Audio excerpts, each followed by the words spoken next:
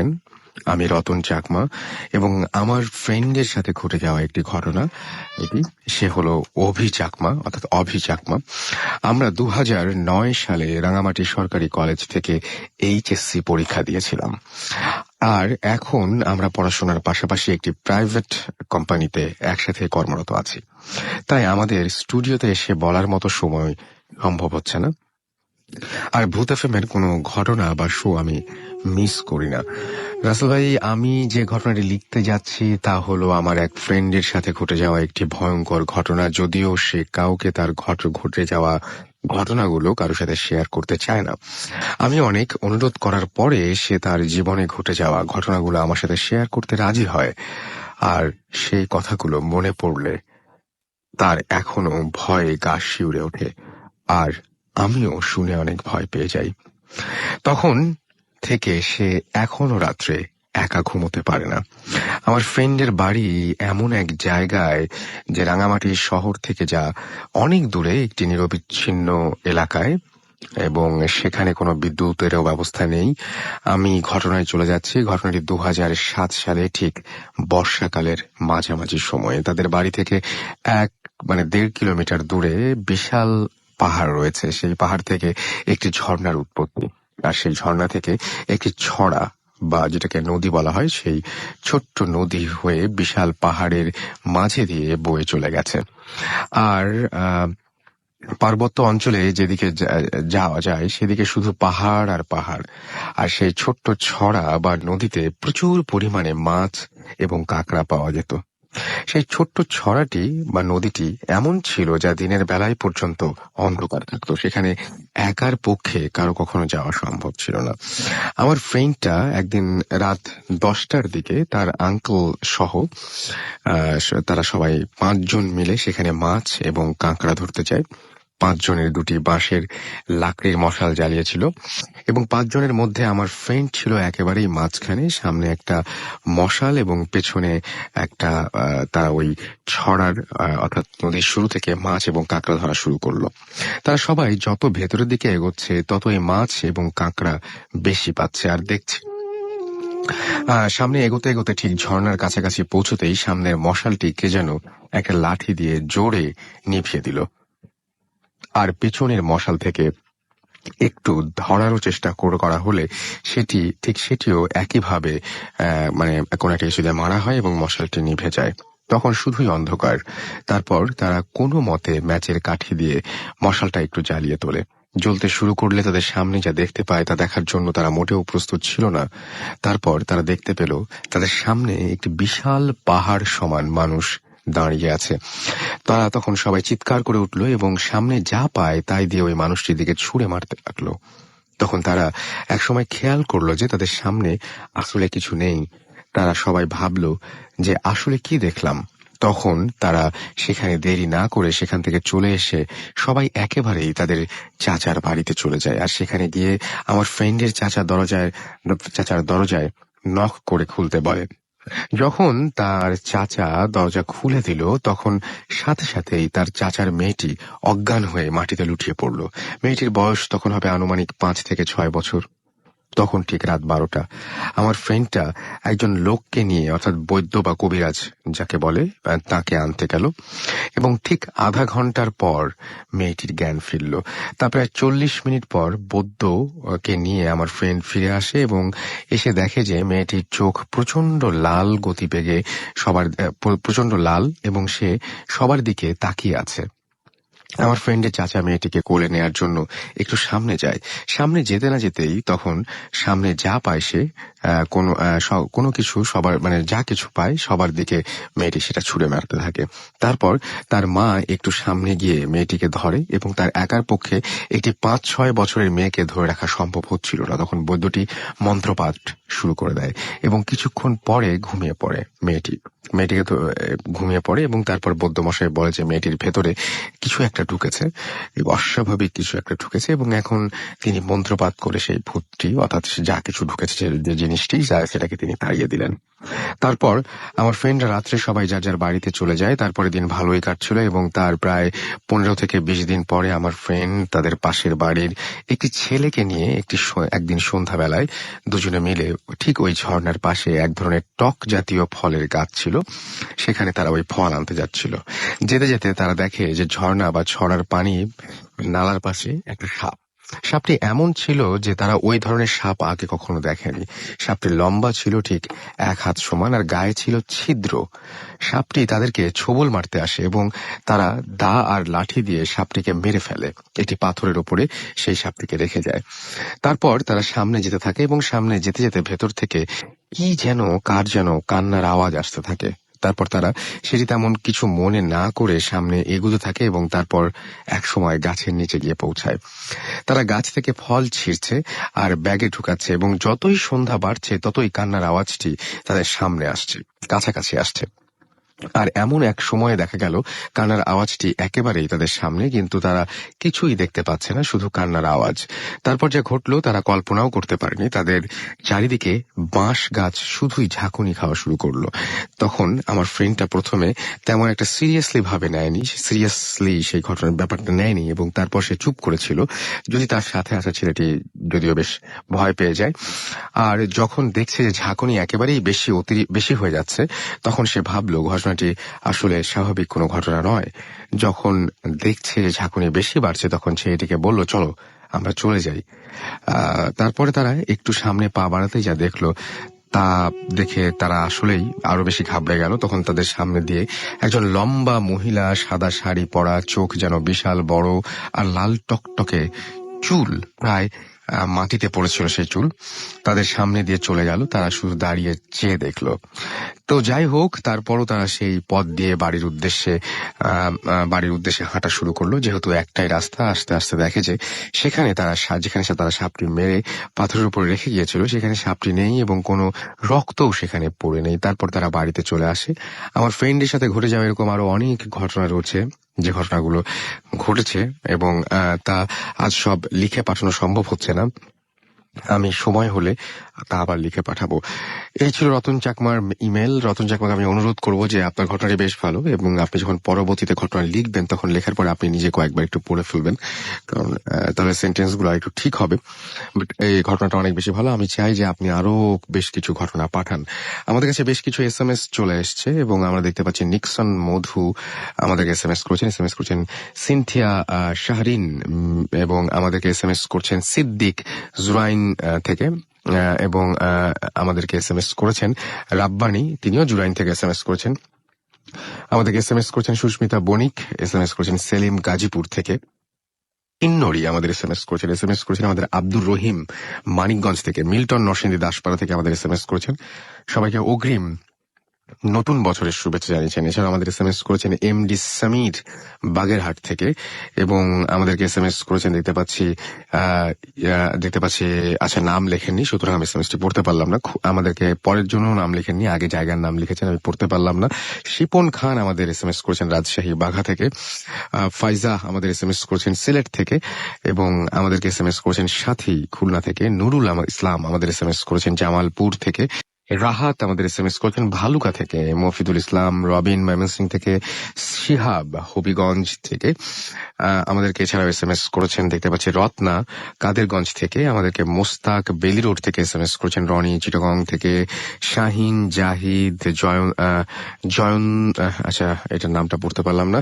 মাসুক আমাদের SMS করেছেন আমাদেরকে ইভানা, SMS করেছেন রাহা, সুদীপ, শরীফুল সহ আরো অনেকে। আপনি যদি SMS করতে চান তাহলে মোবাইলের মেসেজ অপশনে টাইপ করুন ফুর্তি, FOORTI ফুর্তি, স্পেস দিয়ে লিখুন আপনার নাম, স্পেস দিয়ে আপনার মেসেজ পাঠিয়ে দিন 9840 নাম্বারে। যেহেতু একটু দেরি করে শুরু করেছি, সুতরাং কোনো কথা না বাড়িয়ে আমাকে একটা ছোট্ট বিজ্ঞাপন বিরতিতে যেতে হচ্ছে, এবং বিজ্ঞাপন বিরতির পরে আবারও ফিরে আসছি। আমাদের সাথে থাকুন।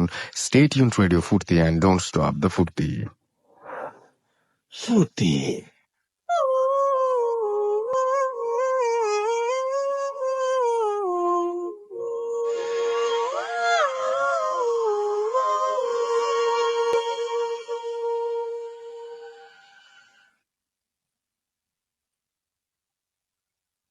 Hot FM, haunted by Airtel.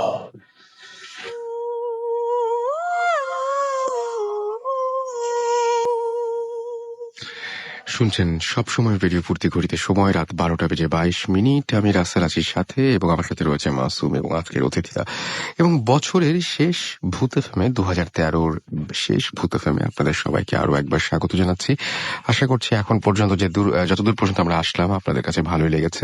আমরা সরাসরি চলে যাচ্ছি আমাদের প্রথম অতিথির কাছে এবং তা আমি শুরুতে আপনার নামটা বলে আপনার ঘটনায় চলে যেতে বলবো। ধন্যবাদ রাসেল ভাই আপনাকে। আসসালামু আলাইকুম লিসেনার্স, আমি দিনার, আমি এসেছি লালবাগ থেকে। রাসেল ভাই, আমি প্রথম যে ঘটনাটি শেয়ার করছি এটা আমি আমার ছোট ভাই হাফেজ অলিউল্লাহ ওর মুখ থেকে শুনি। তো ঘটনাটা ওর মুখ থেকে শোনার পর আমার তেমন একটা বিশ্বাস হচ্ছিল না। তারপর ঘটনাটি যার সাথে ঘটে আমি তার সঙ্গে গিয়ে পার্সোনালি দেখা করি এবং তার মুখ থেকেও ঘটনাটি আরেকবার শুনি। তো যখন উনি আমাকে ঘটনা বলতেছিলেন তো উনি আমাকে ওনার গায়ের বিভিন্ন নখের আচরণে চলে যায়। ঘটনাটি আজ থেকে প্রায় 60 or 65 ইয়ার্স ago, এবং এই ঘটনাটি ঘটে নোয়াখালী জেলার কোন একটি জায়গায়। তো ঘটনাটি প্রথমে শুরু হয় ওনার বাবার দ্বারা। আমি যার ঘটনাটি বলছি তার নাম হচ্ছে আব্দুর রহমান। তো ঘটনাটি উনি যেরকম করে বলছে আমি ঠিক ওরকম করে বলি। তো ওনাদের যে পরিবারটা ছিল ওনারা যৌথ পরিবার ছিলেন। ওনার আব্দুর রহমান যিনি, উনি তখনও জন্ম হয়নি ওনার। তো প্রথম ঘটনা শুরু হয় ওনার বাবাকে দিয়ে।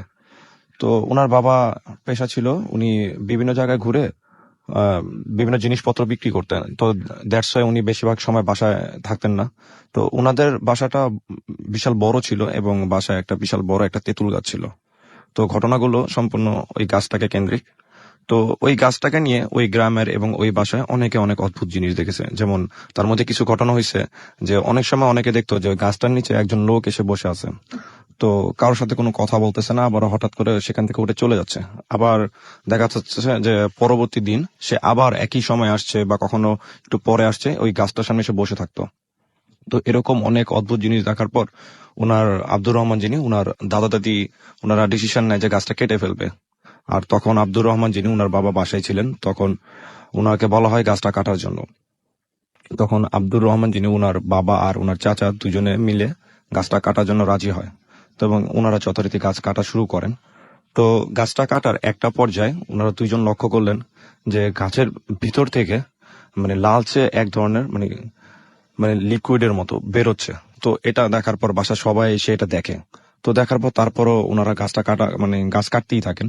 তো একটা সময় আব্দুর রহমান যিনি, ওনার চাচার গায়ে একটা গরম একটা বাতাস ওনার গায়ে লাগে। তো ওনার কাছে খুব অস্বাভাবিক লাগতেছিল।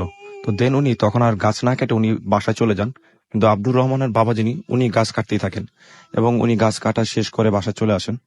তো এরকম গাছ কাটার পর প্রায় সপ্তাহখানেক পার হয়ে যায়। তো এর মধ্যে যার ঘটনা আব্দুর রহমান, উনি জন্ম হয়। তো উনি জন্ম হওয়ার 2-3 দিন পর এমন ছিল, গাছটা ছিল আব্দুর রহমান যিনি, উনাদের ঘরটার ঠিক বরাবর ওনাদের রুম থেকে গাছটা যেখানে ছিল সেখানটা দেখা যেত। তো উনি জন্ম হওয়ার পর উইয়ার্ড ব্যাপার ছিল যে ছোট একটা বেবি যখন থাকে তখন তার দিকে তালি বা বাবু বলে ডাকলে কিন্তু সবগুলো বেবি রেসপন্স করে। বাট আব্দুর রহমান যিনি, উনি কারো কোনো কথায় কোনো রেসপন্স করতো না এবং উনি ঘর থেকে ওই গাছটা যেখানটা ছিল সেখানটায় তাকিয়ে থাকতো। এবং ওনাকে যখন ওনার দাদি বা ওনার মা কোলে নিয়ে উঠানে বসতো তো উনি ওই দিকটায় তাকিয়ে থাকতো এবং কারো কোনো কথায় কোনো রেসপন্স করতো না। খুব অস্বাভাবিক ছিল। তো এটা দেখার পর তো এরকম 2-1 দিন যায়। তো 2-1 দিন যাওয়ার পর উনার আব্দুর রহমানের আব্বা আম্মা একদিন ওনাকে নিয়ে শুয়েছিলেন রুমে। তো রাতে আব্দুর রহমানের যে বাবা ছিলেন, উনি টয়লেটে যাওয়ার জন্য ঘুম থেকে উঠেন এবং উনি ঘুম থেকে উঠে যেটা দেখেন সেটা হচ্ছিল যে আব্দুর রহমানের আম্মা উনার উনার বাম পাশে এবং মাঝখানে আব্দুর রহমান যিনি, তিনি শুয়েছিলেন। কিন্তু উনি ঘুম থেকে উঠে দেখলেন যে উনার 1 সপ্তাহ হয়েছে ওনার যে বেবিটা হয়েছে সেই বেবিটা রুমে নেই। এবং রুমে নেই মানে উনি ভাবছেন তখন হয়তোবা খাটের থেকে পড়ে গেছে। তো উনি খুব ভয় পেয়ে যায়। তখন উনি খাটের নিচে দেখে যে না, ওনার বেবিটা কোনো ঘরের কোথাও নেই। তো আগেরকার দিনে এখনো গ্রাম দেশের দরজায় খিল দেওয়া হয়। তো উনি দরজার খিল খুলে উনি রুম থেকে বের হয়ে সবাইকে বলেন যে ওনার বাচ্চাকে পাওয়া যাচ্ছে না। তো এর মধ্যে বাসায় তো সবাই সজাগ ঘুম থেকে উঠে যায় এবং ওনার বাচ্চাকে খুঁজতে থাকে। তো খোঁজাখুঁজির একটা পর্যায়ে আব্দুর রহমানের চাচা ওনাকে আবিষ্কার করে ওনারা যে গাছটা কেটেছে সপ্তাহ 2-1 আগে, সেই গাছের সামনে উনি শুয়ে আছেন। তো তাকে সেখান থেকে সবাই মিলে তাকে সেখান থেকে নিয়ে আসা হয় বাচ্চাটাকে ঘরে। তো ঘরে আনানোর পর তার পরের দিন তাদের পার্শ্ববর্তী একটা গ্রামের একজন দরবেশ টাইপের একজন লোক ছিলেন, যিনি কবিরাজির কাজ করতেন। তো উনাকে খবর দেওয়া হয়। তো উনি আসার পর উনি সমস্ত ঘটনা শুনেন ওনাদের বাসার। তো উনি শোনার পর বলেন যে আপনাদের বাসাটা তো বন্ধ করে দিতে হবে, আপনাদের বাসায় একটা খারাপ জিনিস আছে। তো এটা বলার পর উনি ওনাদেরকে বলে, আব্দুর রহমানের বাবাকে বলে যে আপনারা আমাকে 5 টুকরো লাল কাপড় আর 5টা খুঁটি এনে দেন। তো যথারীতি ওনার কথা অনুযায়ী 5 টুকরো লাল কাপড় দেওয়া হয় এবং 5টা খুঁটি দেওয়া হয়। তো উনি ওই কাপড়গুলোতে বক্স আকারে কিছু লিখে বাসার 4 কোণায় 4টা এবং ঠিক বাসার মাঝখানে গাছটা যেখানটায় ছিল ঠিক ওই দিকটায় একটা পুঁতে দেয়। টোটাল উনি বাসাটা বন্ধ করে দেয় এবং দিয়ে বলে যে আর কোনো সমস্যা হবে না এখন থেকে। তো ঠিক এই ঘটনাটার সপ্তাহ 2-3 বা মাসখানেকের মতো হবে। পরে আব্দুর রহমানকে নিয়ে উনার মা আর উনার বাবা আব্দুর রহমান মিয়ার নানু বাসা যায় বেড়াতে। তো সেখানে গিয়ে ওনারা ছিল, সপ্তাহখানেকের মতো ছিল, খুব ভালো। তো সেখানে গিয়ে ওনার সাথে আবার একটা ঘটনা ঘটে। একদিন রাতে আব্দুর রহমানের আম্মু ঘুম ভেঙে যাওয়ার পর উনি দেখলেন যে উনার যে বেবিটা, যার বয়স মাস দেড়েক হবে, উনি তো মাস দেড়েক বয়সের বাচ্চা, কিন্তু রাসেল ভাই উঠে বসার কথা না। তো উনার আম্মা দেখলেন যে উনার বেবি খাটে বসা এবং ঠিক তার সামনে একটি কালো রঙের একটি বিড়াল তার বাচ্চাটার দিকে তাকিয়ে আছে। এবং এটা দেখে আব্দুর রহমানের মা খুব ভয় পেয়ে সে বিড়ালটাকে ধাক্কা দিয়ে খাটে থেকে ফেলে দেয় এবং ফেলে দেওয়ার পর উনি সবাইকে ঘটনাটা বলেন। তো এই ঘটনা সেই দিন রাতে ঘটার পর পরবর্তী দিন তারা আবার তাদের নিজেদের বাসায় চলে আসে। তো আসার পর সেই কবিরাজকে আবারও খবর দেওয়া হয় এবং সেই কবিরাজ এসে সম্পূর্ণ ঘটনাটা শোনার পর বলে যে আপনার ছেলে তো প্রজেস্ট, তো আমি ওকে একটা তাবিজ দিয়ে দিচ্ছি এবং এই তাবিজটা ওকে সবসময় পরা রাখবেন গলায়। তো যথারীতি তাকে সেই তাবিজটা দিয়ে দেওয়া হয়। তো এরপরে ওনার সাথে আর তেমন কোনো প্রবলেম হয় না। ঠিক তার 7 কি 8 বছর পর ওনাদের বাসার যে টয়লেটটা ছিল আগের পুরানো, তো সেটা তারা ভেঙে নতুন করে একটি টয়লেট করে এবং তারা নতুন টয়লেটটি করার সময় তারা ভুলে গিয়েছিল যে বাসার 4 কোণায় যে 4টা বাদ দেওয়া ছিল এবং ওনারা আনফরচুনেটলি বাসার যে কোনো একটা কর্নারে সেই বানটার উপর তার টয়লেট নির্মাণ করেন এবং তখন অটোমেটিকলি বাসাটা যে বদ্ধ করা হয়েছিল খারাপ জিনিসের আক্রমণ থেকে, তখন সেটা ভেঙে যায়। তো টয়লেট তৈরি করার পর তারা যথারীতি ব্যবহার করতেছে আর আব্দুর রহমানের সাথে তেমন কোনো ঘটনা ঘটছে না। তো তার ঠিক মাসখানেক পর ওই আব্দুর রহমান যিনি, উনার হাত থেকে সেই তাবিজটা ছিঁড়ে যায়। তো উনি যেহেতু ছোট মানুষ ছিলেন, তো উনি আর ভয়ে উনার আম্মুকে বলেনি যে ব্যাপারটা, যে ওনার হাত থেকে তাবিজটা ছিঁড়ে গেছে। তো একদিন রাতের ঘটনা, তখন উনি টয়লেটে যাওয়ার জন্য উঠেন এবং ঘুম থেকে উঠার পর তার আম্মুকে বলেন তার সাথে টয়লেটে যাওয়ার জন্য। উনার আম্মু উনাকে যথারীতি রুম থেকে বের করে টয়লেটে নিয়ে যান। তো উনি টয়লেটে ঢোকার পর উনার আম্মু বাইরে দাঁড়িয়েছিলেন। তো এরকম উনি দাঁড়িয়ে থেকে প্রায় 20-25 মিনিট হয়ে গেছে, কিন্তু ভেতর থেকে উনি কোনো শব্দ পাচ্ছেন না বা কোনো রেসপন্স পাচ্ছেন না। তখন উনি দরজায় টোকা দিয়ে বলেন যে তোমাদের এত দেরি হচ্ছে কেন, তুমি বের হও। তখন উনি এরকম করার পরও কোনো রেসপন্স পাচ্ছিলেন না। ঠিক তার 10-15 মিনিটের মাথায় উনি দরজাটা খুলেন। তো দরজা খুলে আব্দুর রহমানের আম্মু যেটা দেখেন যে সেটা হচ্ছিল উনার ছেলে টয়লেটের ভিতরে নেই এবং টয়লেটের যে অপোজিটে যে দেয়ালটা ছিল রাসেল ভাই, সেই দেয়ালটা মাঝখান থেকে ভাঙা এবং জাস্ট ভাঙা দেখে মনে হচ্ছে যে কেউ ভেঙেছে দেয়ালটাকে। তো এটা দেখে উনি সেখানে চিৎকার দিয়ে সেন্সলেস হয়ে যায়। তখন বাসায় সবাই এসে তাকে ধরে রুমে নিয়ে যায়। ততক্ষণে কারো মাথায় ছিল না যে কি ঘটেছে এখানে এবং আব্দুর রহমান কোথায়, এরকম কিছু কারো মাথায় ছিল না। তখন উনার যখন সেন্স ফিরে, তখন ওনাকে জিজ্ঞেস করা হয় যে তুমি ওখানে কি করতেছিলে। তখন উনি সবাইকে ঘটনাটা খুলে বলেন যে আমি এরকম ওকে টয়লেটে নিয়ে গেছি, তারপর কোনো রেসপন্স না পেয়ে যখন আমি দরজা খুলি তখন দেখি সে বাথরুমে নেই। তো তখন তো রাসেল ভাই তাকে পুরো বাসা খোঁজা শুরু হয়, তাকে বাসার কোথাও পাওয়া যাচ্ছিল না। তো একটা সময় আব্দুর রহমানের যে দাদা ছিলেন, উনি তাদের বাসার পশ্চিম দিকে একটা বাঁশঝাড় ছিল, সেখানে তাকে আবিষ্কার করে এবং সে তাকে আবিষ্কার করে এই অবস্থায় যে সে বাকরুদ্ধ হয়ে বসে আছে এবং তার গা থেকে ব্লিডিং হচ্ছিল বিভিন্ন জায়গা থেকে এবং সে অপলক দৃষ্টিতে তাকিয়ে আছে, কোনো কথা বলতেছে না। তখন তাকে সেখান থেকে ধরে রুমে আনা হয়। আবারও সে কবিরাজকে খবর দেওয়া হয়। কবিরাজ এসে কিছু দোয়া পরে তার চোখে যখন হাত বোলায় তখন তার চোখের পাতা দুটো লেগে যায়। তার সেন্স ফেরার পর তাকে সে কবিরাজ জিজ্ঞেস করে যে কি হয়েছিল এবং তখন তারা লক্ষ্য করে যে তার হাতে ওই তাবিজটা ছিল না। তখন তারা আব্দুর রহমান যিনি, তার মুখ থেকে ঘটনাটা শুনেন এরকম যে উনি বলল যে আমি শুধু এতটুকু মনে করতে পারতেছি যে 2টা হাতের মতো এসে অনেক বড় বড় নখ ছিল, আমাকে ধরে জাস্ট টেনে বাঁশঝাড়টার দিকে নিয়ে গেছে এবং সেখানে যাওয়ার পর আমি দেখলাম লম্বা একটা মহিলার মতো একজন দাঁড়ায় আছে, কিন্তু ওনার মাথাটা আমার দিকে এবং উনি তাকে অনবরত নখ দিয়ে আঁচড় দিতেছিল তার গায়ে বিভিন্ন জায়গায়, এবং এতটুকু ওনার মনে আছে। তো রাসেল ভাই, এই ঘটনা ঘটার বেশ কিছুদিন পর, অনেকদিন সময় চলে যায়, ওনাকে আবার নতুন করে তাবিজ দেওয়া হয়। উনি ঢাকায় চলে আসেন। ঢাকায় চলে আসার পর আমাদের কামরাঙ্গীরচরেরই একজন খুব নামকরা হুজুর আছে, উনার কাছে যায়। কিন্তু এতদিনে ওনার সাথে আর কোনো ঘটনা ঘটেনি, এবং উনি ওনার সাথে সবচেয়ে উইয়ার্ড ব্যাপার ছিল, উনি যখন ওনার কাছে দেখা করতে যায় ওনার এই প্রবলেমটার সম্পর্কে, তখন ওই যে লোকটা ছিলেন উনি খুবই পরহেজগার একজন ব্যক্তি, আমাদের কামরাঙ্গীরচর সবাই চিনেন। তো উনি তাকে দেখেই বলে দেয় যে তুমি তো অনেকদিন যাবত ওর সাথে আসো, আর কতদিন থাকবা। তখন এটা শোনার পর উনি শিওর হয়ে যায় যে না, এই লোকটা সবকিছু জানে। তখন উনি আর ওনাকে কি ঘটনা বলবে উনি ওনাকে বলে দেয়, যার কাছে উনি গেছেন, যে তোমার সাথে এই ঘটনা ঘটছে। তখন ওনার কাছ থেকে তদবির চাওয়া হয় যে এটাকে তাড়ানোর জন্য। কিন্তু রাসেল ভাই, উনাকে এই যে এখন উনি যার কাছে গেছেন, ইনি ওনাকে বলে যে তোমার কাছে যে জিনিসটা আছে, এই জিনিসটা তোমার কোনো ক্ষতি করতে পারবে না, কিন্তু একে তাড়াতে আমি পারবো না। তুমি মরার আগ পর্যন্ত এ তোমার সাথেই থাকবে। এবং সেম কথাটা রাসেল ভাই, যে ওনাকে ওনাদের গ্রামের কবিরাজ যিনি, উনিও সেম কথাই বলেছিলেন। এবং উনি আমাকে দেখাচ্ছিলেন ওনার গায়ের বিভিন্ন জায়গায় যে নখের আঁচড়গুলো ছিল। অনেক ধন্যবাদ আপনাকে আপনার ঘটনার জন্য। আমরা আবার আপনার কাছে ফিরে আসবো। আপাতত কিছু SMS এ যাই, এবং আমাদের কাছে দেখতে পাচ্ছি চিকু SMS করেছেন, এবং তিনি SMS করেছেন কমলাপুর থেকে। লিখেছেন যে 2013 সাল তো শেষ হয়ে যাচ্ছে, এবং তিনি বলছেন যে এটা খুব একটা মানে খারাপ এবং দুঃখের বছর ছিল তার জন্য, এবং অনেক আনলাকি একটা বছর ছিল। অনেকে এই কথাটা বলছেন 2013 নিয়ে। আমি জানি না যে আপনাদের মধ্যে মানে বেশিরভাগ মানুষই 2013 নিয়ে এরকম কোনো ধারণা বা এরকম কোনো ব্যাপার আছে কিনা।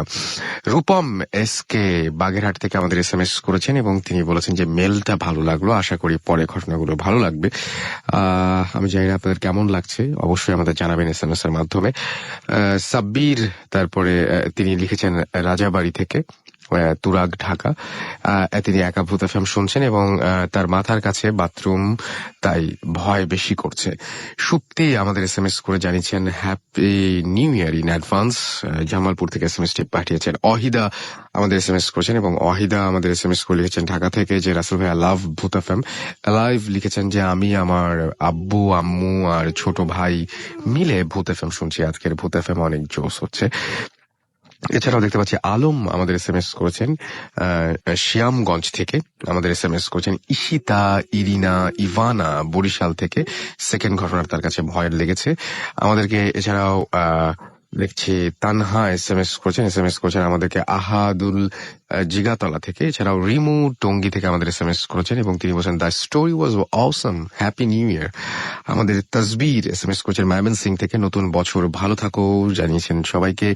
এছাড়া আমাদের অ্যামেজিং ইয়াসিন জানিয়েছেন স্টোরিটা জোস, ভয়ঙ্কর ছিল, এবং ইটস মাই ফার্স্ট SMS। আমি আপনার প্রথম SMS টি পড়ে ফেলেছি। আমাদের সজীব SMS করেছেন আমাদেরকে সাকিব, SMS করেছেন লিকু। এছাড়াও রায়হান আমাদের SMS করেছেন আমাদেরকে জিসান এবং অশ্রু, রেগুলার SMS করেন তারা। শরীফ শিমু ময়মনসিং থেকে SMS করেছেন। ডলার আমাদের SMS করেছেন কামরাঙ্গীর চর থেকে। আমাদের SMS করেছেন দেখতে পাচ্ছি এজাজ, SMS করেছেন আমাদের ডিজে। এছাড়াও ইথিকা আমাদের SMS করেছেন আমাদেরকে। এছাড়াও দেখতে পাচ্ছি SR সবুজ সহ আরো অনেকে। আপনি যদি SMS করতে চান তাহলে মোবাইলের মেসেজ অপশনে গিয়ে টাইপ করুন ফুর্তি, FOORTI ফুর্তি, স্পেস দিয়ে লিখুন আপনার নাম, স্পেস দিয়ে আপনার মেসেজ পাঠিয়ে দিন 9840 নাম্বারে। আর যদি চান যে আপনি আমাদের ইমেইলের মাধ্যমে ঘটনা পাঠাবেন, তাহলে যেটা করতে হবে, আমাদের ইমেইল করতে হবে। আমাদের অ্যাড্রেসটি মনে রাখতে হবে। আমাদের অ্যাড্রেসটি হচ্ছে bhutfm@radiofurti.fm, which is BHWTFM@radiofurti.fm। আপনার নাম, ঠিকানা এবং ফোন নাম্বার সহ এখানে আপনার ঘটনাটি লিখে পাঠান। আর একটা ছোট্ট ব্রেকে যাচ্ছি, কারণ এরপরে যে ঘটনাটা আছে সেই ঘটনাটা বেশ বড়, সুতরাং আমরা একটা ব্রেকটা নিয়ে নিই, তাহলে খুব ভালো মতন আমরা পরে ঘটনাটা শুনতে পারবো। Stay tuned radio Foorti, and don't stop the ফুর্তি। ফুর্তি।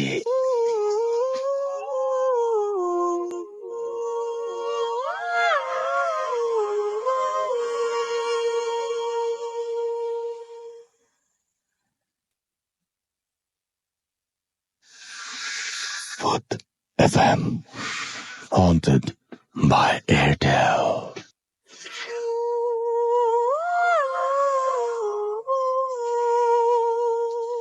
শুনছেন সবসময় রেডিও ফুর্তি, ঘড়িতে সময় রাত 12:42। আমি রাসেল আছির সাথে, এবং আমার সাথে রয়েছেন অতিথিরা, এবং কোনো কথা না বাড়িয়ে সরাসরি চলে যাচ্ছি অতিথির কাছে। নতুন একজন অতিথি আমাদের এখানে এসেছেন, এবং যার কথা বলছিলাম আমরা যে তিনি এসেছেন সৌদি আরবে, দীর্ঘদিন তিনি ছিলেন। আপনার নামটা একটু জানতে চাচ্ছি। ধন্যবাদ রাসেল ভাই। সালাম আলাইকুম লিসনার্স, আমি হিমু গ্যান্ড্রিয়া থেকে। তো সরাসরি আমার ঘটনায় চলে যাচ্ছি আমি। তো আমি 2007-এ সৌদিতে গিয়েছিলাম। তো সেখানে সেপ্টেম্বরে গিয়েছিলাম। তো এটা লাইফে ফার্স্ট আমার। তো প্রথমে সৌদিতে যাওয়ার পর আমি সেখানে হায়েল নামক একটি জায়গায় প্রথমে গিয়েছিলাম। তো সেখানে ছিলাম আনুমানিক 15 দিন। তো 15 দিনের ভিতরে প্রথমে 3 দিন 4 দিন এভাবে চলে যাচ্ছিল। তো 5 দিনের সময়, 5 দিন আর 6 দিনের সময়, তো আমি যার কাছে গিয়েছিলাম সে ওখানে রাতে কাজ করত। তো সে বিভিন্ন জায়গায় ডিশের কাজ করত। তো হঠাৎ একদিন রাতে 5-6 দিন পরে হঠাৎ একদিন রাতে ফোন আসলো এক হসপিটাল থেকে। এক মহিলা বললো তাকে যে তার ডিশ নষ্ট, তো তাকে যেতে হবে এখন ঠিক করার জন্য। তো উনি গাড়ি নিয়ে বের হলো, আমাকে বললো যে চলো যাই ঘুরে আসি, নতুন আসছো। তো তার সাথে গেলাম।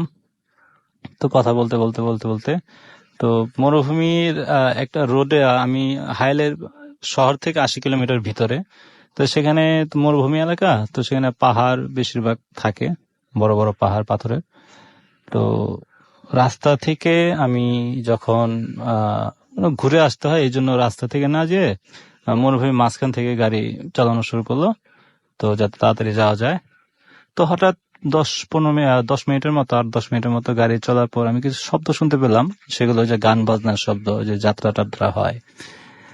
তো আমি বললাম ওই আমার ওই ভাইকে, ভাইয়ের নাম ছিল কামাল। তো কামালকে বললাম যে কামাল ভাই, এরকম গান বাজনার শব্দ আসতেছে কোত্থেকে? তো উনি বললো যে এটা আসলে কেউ করে না, এটা মানে জিনেদের কাজ এটা। তো জিন তো আমরা অবশ্যই সকলে বিশ্বাস করি। তো তাই আমি বললাম যে জিনদের কাজ কি হবে, তারা এভাবে গান টান কিভাবে করে? তো বললো যে ভাই, সামনে যদি যান তাহলে কোনো কিছুই দেখতে পারবেন না, কিন্তু এটা দূর থেকে সাউন্ড শোনা যায়। তো আমি বললাম আচ্ছা ঠিক আছে, যে আমি চলেন যাই, দেখি দেখি একটা নতুন অভিজ্ঞতা হবে।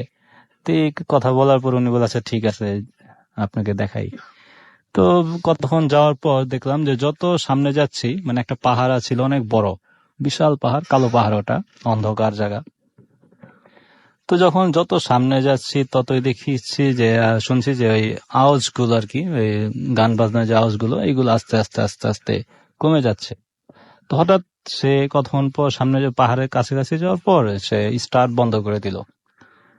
তো স্টার্ট বন্ধ করে দিল যখন, তখন কানের ভিতরে কোনো শব্দই আসতেছিল না, তো সব স্তব্ধ। তো আমার বন্ধু বলতেছে যে, আমি বললাম না যে এখানে যাওয়ার পরে আর কোনো ধরনের আওয়াজ আসবে না। তো ওরা তো টের পেয়ে যায়, যারা জিনেরা তারা তো টের পেয়ে যায় এটা, এই জন্য ওখানে আর সাউন্ড শোনা যায় না, কোনো কিছু, কোনো গান বাজনা সব স্তব্ধ হয়ে যায়।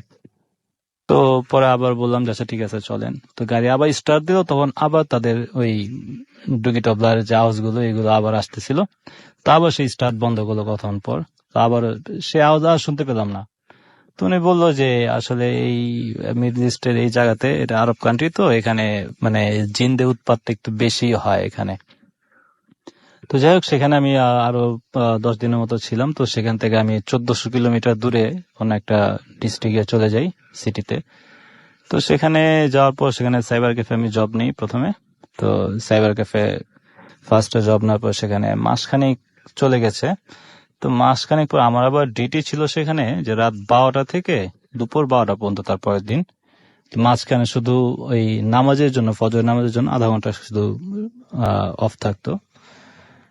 তো 1 মাস যাওয়ার পর হঠাৎ ফজর আজান দিছে একদিন সকালবেলায়। তো চিন্তা করলাম যে সেখানে তো ফজর আজান দেয় অন্ধকার যখন থাকে, মানে 3টা থেকে সোয়া 3টের ভিতরে। তো ফজর আজান দেওয়ার পর চিন্তা করলাম যে এখন তো বের হলে সমস্যা নেই, যেহেতু আজান দিয়ে দিছে।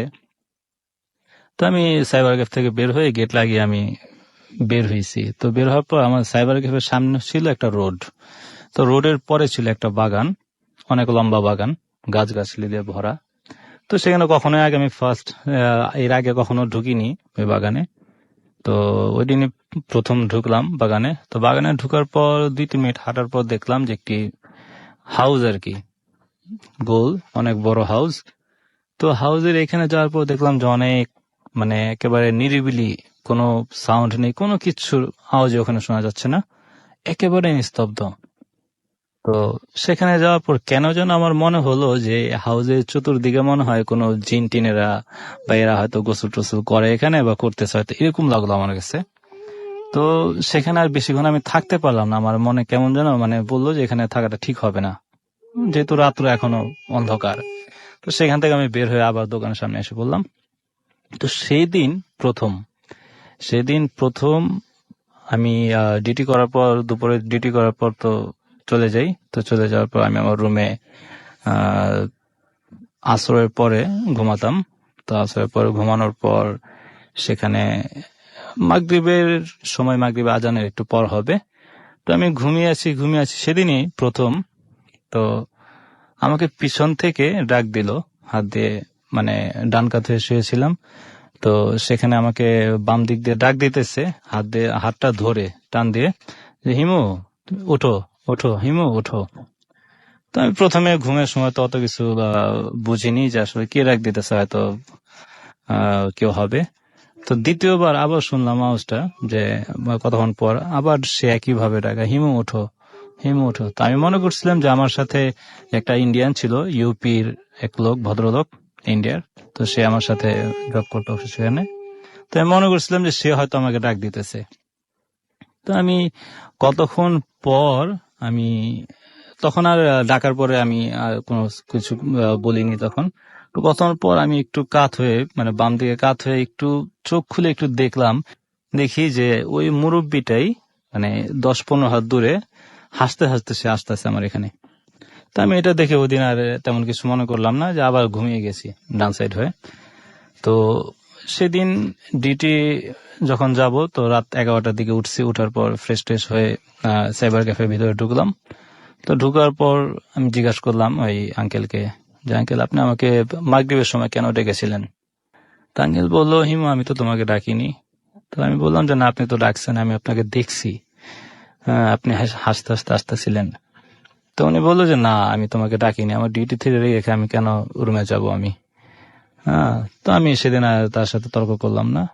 তো তার পরের দিন আবার ঠিক একই সময়, মাগরিবের সময়, আবার পিছন থেকে আমাকে, ওদিন আর নাম ধরে ডাকিনি, ওদিন পিছন থেকে শুধু হাত দিয়ে টানতেছে। তো হালকা হালকা ভাবে টানতেছে। তো আমি তখনও আর কি ঘুমিয়েছিলাম যেহেতু, তো তখন অত কিছু খেয়াল করলাম না। আবার ঘুমিয়ে আছি, আবার কতক্ষণ পর ঠিক দেখি যে একই ভাবে আবার ডাকতেছে, পিছন দিক থেকে টান দিতেছে আমাকে উঠার জন্য। তো তখন আমি আস্তে করে চোখ একটুখানি, একটা চোখ খুলে দেখলাম যে মানে ছায়া, পুরোপুরি আমি বুঝতে পারলাম না এটা কি, কিন্তু ছায়াটা দেখলাম আর শুধু চোখ দুটো দেখলাম, আর বাকিটা চেহারা চেহারা যা আছে এগুলো সব দেখলাম ছায়ার মতো। তো সেটা দেখার পরে একটু ভয় লাগলো আমার, তারপর চোখ বন্ধ করে আবার ডান কাছে শুয়ে থাকলাম। তো ওদিন আর ডিস্টার্ব করেনি। তো সেদিন আমি শিওর হলাম যে এটা ওই আঙ্কেল না, হ্যাঁ এটা হয়তো অন্য কোনো কিছু। তো তারপরের দিন, তৃতীয় দিন, আবার সে একই ঘটনা, যে আমাকে আবার ডাকতেছে ওই দিন প্রথম দিনের মতো হিমো হিমো করে। তো সেদিনও আমি বুঝতে পারলাম যেটা, ওই দিন আরো আবার শিওর হলাম যে এটা ওই আঙ্কেল হতেও পারে না। আর আরেকজন ছিল, সে একটা হিন্দু ছেলে। তো সে ওই মুহূর্তে তো থাকার কথাই না রুমে, আমি একা, অনেক বড় রুম। তো সেদিন আমি খুব চিন্তায় পড়ে গেলাম যে লাগাতার 3 দিনই একই সময় এই ধরনের ঘটনা ঘটতেছে, আমাকে ডাকতে আসতে কি হতে পারে। তো তখন আমি গেস করলাম যে এটা হয়তো 3 দিন আগে যে আমি ওই হাউসের সামনে গিয়েছিলাম বাগানে, সেদিন থেকেই এই ঘটনাগুলো ঘটতেছে। তো এরকম আরো 2-1 দিন হওয়ার পর আমি বিরক্ত হয়ে, তো আমি ইন্টারনেট থেকে কিছু দোয়া কালাম, এগুলো আমি প্রিন্টারের মাধ্যমে প্রিন্ট করলাম। তো সেফ থাকার জন্য, যে হয়তো যদি কোনো ক্ষতি করে বসে, তো এই জন্য। তো কিছু দোয়া কালাম গুলো আমি ইন্টারনেটে প্রিন্ট করার পর আমার রুমের চতুর্দিকে 5টা প্রিন্ট করছিলাম 5 পেজে। তো রুমের চতুর্দিকে আমি এটা কস্টিপ দিয়ে লাগিয়ে দিয়েছিলাম, যাতে এটা কোনো ক্ষতি টতি আমাকে না করে। তো সেটা লাগানোর পর একদিন না দুদিন পরে আবার ঠিক একইভাবে আমাকে ডাকতেছে, আর মানে একটা গঙ্গানির মতো একটা শব্দ করে, উম উম ওঠো, মানে এটা বুঝাচ্ছে যে আমাকে ডাক দিতেছে যে ওঠো। তো ওই দিন আমি শিওর হলাম যে এটা আসলে খারাপ কোনো কিছু হবে। তো সেদিন আর আমি চোখ খুলিনি, কারণ চোখ খুললেই আমার একটা মানে ভয় লাগে যে এরকম অন্ধ, মানে পুরাটাই আবছা ছায়ার মতো, শুধু চোখ দুটো দেখা যায়। হ্যাঁ, তো সেদিন আমি বললাম যে দোয়া কালাম রাখলাম, তারপর এটা আস্তে আস্তে ব্যাপারটা কি, তাহলে নিশ্চয়ই এটা কোনো আরো পাওয়ারফুল কোনো কিছু হবে বা ভালো কোনো কিছু হতে পারে, এই চিন্তা করছিলাম। তো এরকম কয়দিন হওয়ার পর আমি ওখান থেকে বললাম মালিককে যে আমি এখানে চাকরি করব না। তো চিন্তা করছি যে ওখানে না থাকলে হয়তো এটা আমাকে ডিস্টার্ব করবে না। তো সেখান থেকে আমি আবার অন্য জায়গায় আমি জব নিলাম, সাইবার ক্যাফে। তো সেখানেও আমি আন্ডারগ্রাউন্ডের নিচে একটা ফ্ল্যাট নিয়ে আর কি ওখানে ছিলাম, আমরা দুজন। তো সেখানে যাওয়ার পর মনে করছিলাম যে এখানে হয়তো কোনো কিছু ডিস্টার্ব করবে না, এটা অনেক দূর। তো সেখানে 2 দিন 3 দিন যাওয়ার পর ঠিক একই ঘটনা, আমাকে আবার পিছন থেকে ডাকতেছে, আর খুব ভাও ভাও করে আমাকে কিছু মানে অদ্ভুত শব্দ করে আমাকে ডাকে। তো তখন থেকে আমি আরো শিওর হয়ে গেলাম যে এটা তো মানে পিছু ছাড়ছে না। তো তারপরও মানে আমি কোনো কাউকে হয়তো বলিনি এটা, যে অনেকে বিশ্বাস করবে না এটা কি জিনিস যে ডিস্টার্ব করবে বা এরকম। তো সেখানে কয়দিন থাকার পর যে প্রতি 1 দিন 2 দিন পর পর, আর বেশিরভাগ এটা ডিস্টার্ব করতো যদি আমি বাম দিকে আমি শুতাম, বাম দিকে শুয়ে থাকতাম, তো তখন আমাকে বেশি ডিস্টার্ব করতো এটা। ডান দিকে হলে অত একটা ক্ষতি করতে পারতো না, কিন্তু বাম দিকে হলে গলা চেপে ধরতো, বুকেও চাপ দিত খুব। তো সেখানে কয়দিন থাকার পর আমি ওখান থেকে আবার 1400 কিলোমিটার দূরে অন্য একটি জায়গায় আমি জব নিলাম ওখান থেকে ছেড়ে। তো 1400 কিলোমিটার দূরে অন্য জায়গায় জব নেওয়ার পর সেখানে আমাদের ফেনীর একটা ছেলে ছিল, তো ওরই সাইবার ক্যাফ। তো ওর সাথে প্রথমে যে আমি পার্টনারে ওর সাথে বিজনেস শুরু করলাম। তো সেখানে একদিন এক রুমের ভিতরে থাকতাম দুজন। তো ওটা ছিল একটা পেট্রোল পাম্পের exclusively পেট্রোল on পাম্পের ভিতরেই। artonaut.com. তো সেখানে দোকান ছিল সাইবার ক্যাফে। তো সেখানে আমি 2-4 দিন থাকার পর হঠাৎ আরেকদিন রাতে এরকম ওই আমাকে হিমু হিমু বলতে ডাকতেছে, হিমু ওঠো, হিমু ওঠো। তো চিন্তা করলাম যে এখানেও একই ঘটনা ঘটতেছে এত দূরে আসার পরও। হ্যাঁ, সে 1400 কিলোমিটার দূরে আসার পরও একই ঘটনা ঘটতেছে। তো আমি খুব চিন্তায় পড়ে গেলাম। তখন আমি বাড়িতে আমি জানালাম আমার আব্বুকে, হ্যাঁ, ফ্যামিলির ছোট ভাইকে জানালাম। তো ওনারা খুব চিন্তায় পড়ে গেল। তো চিন্তায় পড়ার পর এই ঘটনাটা শোনার 2-3 দিনের মাথায় আমার স্ট্রোক করছে, হ্যাঁ, ব্রেন স্ট্রোক করছে। তো এটা শোনার পর তো আমি আরো ঘাবড়ে গেলাম যে না, বাসায় কোনো কিছু বলা যাবে না। তো ওখানে আমার যে বন্ধু ছিল, ওই যে যার সাথে আমি শেয়ারে পার্টনার কি ওই বিজনেস শুরু করছিলাম সেখানে, তো ও ছিল ফেনীর। তো ওকে আমি একদিন ঘটনাটা খুলে বললাম। ও আমাকে একদিন জিজ্ঞেস করছে যে কি ব্যাপার, তুমি রাতে উঠে যাও, উঠে লাইট জ্বালাও, লাইট জ্বালিয়ে শুয়ে থাকো। তো আমি কদিনে যে এই ঘটনা ঘটার পরে আমি ওই লাইট জ্বালিয়ে শুয়ে থাকতাম ওইটা হওয়ার পরে, যাতে ডিস্টার্ব না করে। তো আমি বললাম যে দেখেন, বিশ্বাস করবেন কিনা আমি জানি না, তবে এরকম এরকম ঘটনা ঘটতেছে, আমি ওখানে ছিলাম ওখান থেকেই। তো আসলে কোনো ফকির টুকির বা কোনো কিছু দিয়েও কাজ হচ্ছে না, আর মানে অনেক দোয়া কালাম পড়ার পরও কোনো কাজ হচ্ছে না, এটা ডিস্টার্ব করে যাচ্ছে। তো উনি বললো যে আচ্ছা ঠিক আছে, তাহলে আমি দেখি, আমার এক মামা আছে, মামাকে দিয়ে আমি দেখি কিছু করা যায় কিনা। তো বলে রাখা ভালো রাসেল ভাই যে মামা যে বলতো এই, সে যে আবার একটা জিনকে মামা বলতে, এটা আবার আমি জানতাম না তখন ওই মুহূর্তে। তো হঠাৎ একদিন সকালে ফোন আসলো আমার ওই বন্ধুর। তো সেদিন আবার ফোন আসার পরে সে বলতেছে যে তার ওয়াইফের সাথে কথা বলতেছে আর ওই মামার সাথে কথা বলতেছে। তো মামার সাথে কথা বলার পরে সে বলল যে এরকম এরকম মামা, শেষে বললো যে এরকম আমার এক বন্ধু আছে আমার সাথে থাকে, তো ওর এরকম রাতে ডিস্টার্ব করে কি জানো, তো আপনি যদি পারেন আপনি কিছু ওকে একটু হেল্প করেন, কোনো দোয়া কালাম পড়ে বা কোনো কিছু করে। তো মামা বললো যে আচ্ছা ঠিক আছে, আমি দেখবো। হ্যাঁ ওর সাথে আছে, আমি এটা খেয়াল করছি, আমি দেখবো, এটা বললো। তো আমি দূর থেকেই, মানে 2 হাত দূরে ছিল, তো সেখান থেকে আমি চিনচিন চিনচিন আওয়াজ পেতাম, মানে ওই বয়স্ক লোক। হ্যাঁ, কিন্তু গলার টোন খুব স্পষ্ট ছিল। এটা আমার কানে এখনো মানে আছে, যে ওই আওয়াজটা খুব চিকুন গলার আওয়াজ আমি শুনতে পেতাম। তো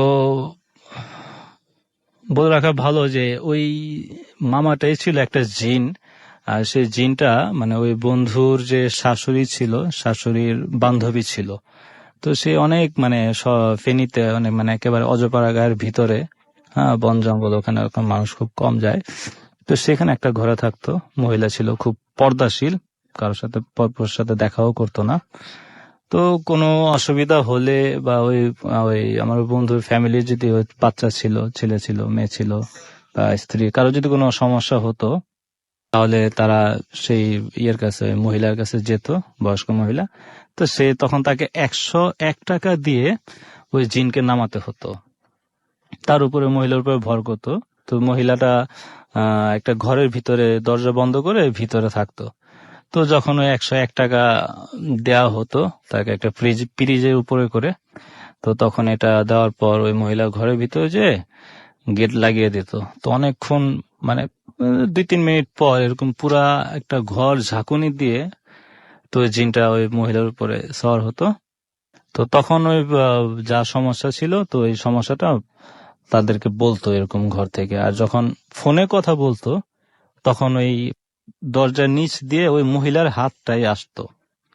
যদিও মহিলাটা খাটের উপরে শোয়া থাকতো, কিন্তু মহিলাটা হাত দরজার নিচ দিয়ে আসতো।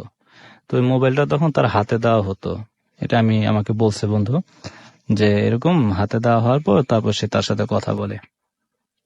তো সেদিন বলার পর, ওই বন্ধু বলার পর, তো একদিন পরে, 2 দিন পরে, তো ডিস্টার্ব করছিল একবার। তো 2 দিন পর থেকে আর কখনো ডিস্টার্ব করেনি। 1 সপ্তাহ, 2 সপ্তাহ, 3 সপ্তাহ যায়, 1 মাস যায়, ডিস্টার্ব করেনি। তো তখন আমি বললাম, বন্ধু আমাকে বললো যে কি ব্যাপার, এখন কি আর কোনো ডিস্টার্ব করে তোমাকে? আমি বললাম যে না, এখন তো আর কোনো ডিস্টার্ব করে না, অনেকদিন যাবত দেখতেছি যে না, কোনো রাতে কোনো ডিস্টার্ব হয় না। বললো যে মামার সাথে আমি কথা বলছি, তো মামা বলছে যে এরকম ওই পেট্রোল পাম্পের চতুর্দিকে যে দেওয়াল ছিল 3 দিকে, সামনের সাইডটা তো খোলা, পিছনে ডানে বামে যে দেয়াল ছিল, এই দেয়ালটা পুরোটাই মানে ও এই বাদ দিয়ে রাখছে আর কি, কোরআন তাবিজ তুবিজ করে বাদ দিয়ে রাখছে। আর বলছে যে এটা খেয়াল রাখতে, যে এই দেয়ালের উপরে থেকে যদি কোনো কিছু টপকিয়ে যায়, এটা বিড়াল হোক বা মানুষ হোক, যেই হোক, যদি টপকিয়ে যায় তাহলে বাদটা ছুটে যাবে। আর যদি কেউ টপকিয়ে না যায় তাহলে বাদ কখনো ছুটবে না। তো হয়তো ওই বাদ দেওয়ার কারণে হয়তো তোমাকে কোনো ডিস্টার্ব করতেছে না। তো 1 মাস পরে আমি ওখানে যেহেতু ডিস্টার্ব করে না, তো 1 মাস পর আমি দুপুর বেলায়, ভরা দুপুর বেলায়, তো খাওয়া দাওয়া শেষ করছি। খাওয়া দাওয়া শেষ করে আমি আমার প্লেটটা ধোয়ার পর প্লেটের পানিটা মানে বাইরে ফেলছিলাম, ঘর থেকে, ঘরের দরজা থেকে বাইরে ফেলছিলাম। তো বাইরে ফেলার পর ওইটা আমি খেয়াল করিনি, তো প্লেটে যে পানিটা পড়ছিল একটা বিড়ালের উপরে। আর বিড়ালের আকৃতিটা আসলে স্বাভাবিক বিড়ালের মতো না। তো সাধারণত একটা বিড়ালের উপর যদি কোনো একটা ঢিল মারা হয় বা কোনো পানি ফেলা হয়, তাহলে বিড়ালটা কিন্তু দৌড় দেয়, তাই না? তো এই পানিটা ফেলার পর বিড়ালটা ওই স্ট্যান্ড বাই ওখানেই আমার দিকে মুখ করে অনেকক্ষণ তাকিয়ে থাকলো। আমিও একটু মানে দুষ্টমির সাথে তার দিকে তাকিয়ে থাকলাম। তো এতটুক জিনিস আমি খেয়াল করলাম যে বিড়ালটা স্বাভাবিক বিড়াল থেকে অনেক লম্বা, এবং তার চোখগুলো স্বাভাবিক চোখ থেকে অনেক বড়। তো এটা চাওয়ার পর আমি তারপরের দিন থেকেই আমি 3-4 দিনের মতো আমি জ্বরে ভুগছিলাম। তো দোয়াটা পড়ার পর, ফুদা দেওয়ার পর, ওষুধ খাওয়ার পর আবার ঠিক হয়ে গেছি। তো সেখান থেকে আবার আমি 6 মাস ভালো ছিলাম। তো 6 মাস পর আমি ওখান থেকে আমি আবার সেই সিটিতে চলে যাই, হ্যাঁ, ট্রান্সফারে। তো সিটিতে চলে যাওয়ার পর সেখানে আবারও এরকম ঘটনা ঘটতে থাকে আমার কয়েকদিন। তো এরকম করতে করতে করতে করতে আমার প্রায় 4 বছরের কাছাকাছি হয়ে গেছে। তো তখন বুঝলাম যে এটা আসলে আমার পিছু ছাড়তেছে না। তো তখন আমি যাই হোক একটা কারণে আমি বাংলাদেশে আসার জন্য প্রিপারেশন নিলাম। তো বাংলাদেশে আসার 10 দিন আগে হঠাৎ আমি শুয়েছিলাম চিত হয়ে। তখন আমার এটাই হলো শেষ ছিল তখন ওই ইয়েতে বাইরে। তো আমার বুকের উপরে ওদিন একটা মেয়েকে আমি দেখতে পেয়েছিলাম যে বুকের উপরে সে বসছে, আর ওর পোশাক ছিল গোল্ডেন কালার, আর গলা থেকে মানে নিচ পর্যন্ত পেট পর্যন্ত বুকে পুরাটাই ছিল গোল্ড দিয়ে ভরা। আর মেয়েটা মানে খুব মানে মানে দেখতে খুব সুন্দর, আর লালসা একটু মানে লালসা টাইপের আর কি চেহারা। হ্যাঁ, অনেক সুন্দর। সে হাসতেছিল, হাসতে হাসতে আমার বুকে আর গলায় খুব জোরে জোরে চাপ দিতেছিল। তো তখন আমি এটা দেখার পর তখন খুব দোয়া পড়া শুরু করলাম। আমি লাই লাই লান এরকম পড়লাম দোয়া। তো 3 বার 4 বার পড়ার পরে তো যায় না, তো 7 বার পড়ার পরে এটা চলে যেত। তো সেদিনই লাস্ট ছিল আমার বাইরে।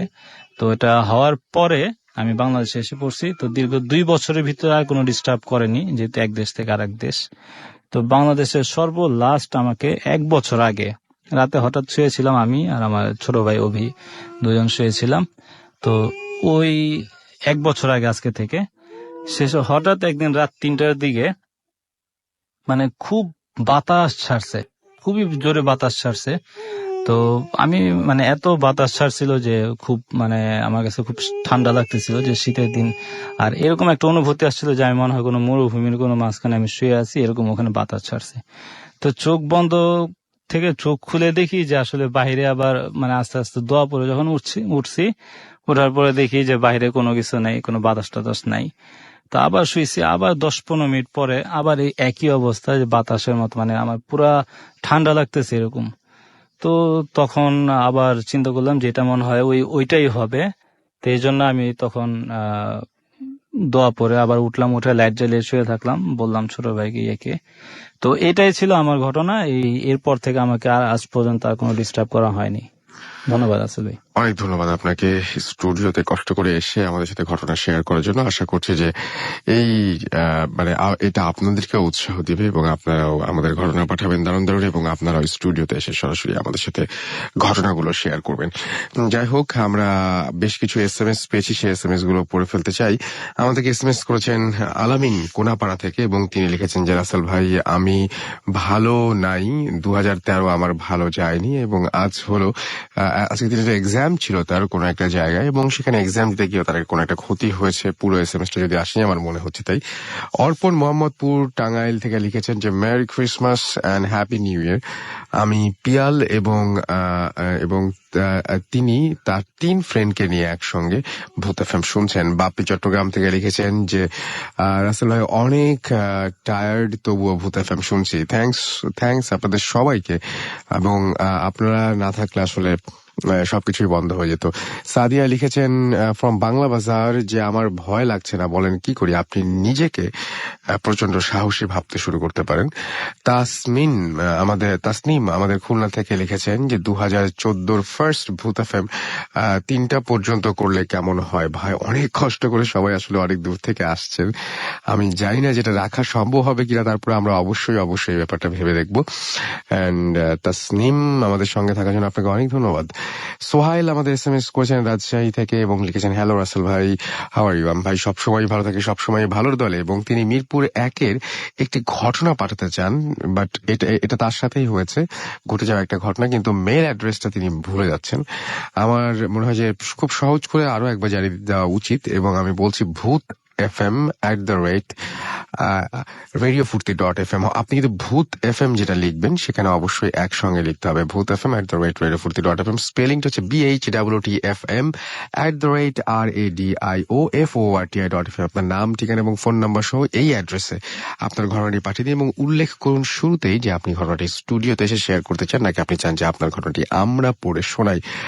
আমার কাছে আরো অসংখ্য SMS আসলে আছে, এবং আমার কাছে যারা SMS করছেন দেখতে পাচ্ছি, আমাকে এই মুহূর্তে ময়না SMS করেছেন আমাদেরকে, দেখতে পাচ্ছি শুভ্র এবং তিনি আমাদের সাথে সরাসরি যোগ দিতে চান, তাহলে আপনার ঘটনাটা অবশ্যই আমাকে ইমেল করে পাঠাতে হবে। আমরাও চাই আপনারা আসুন।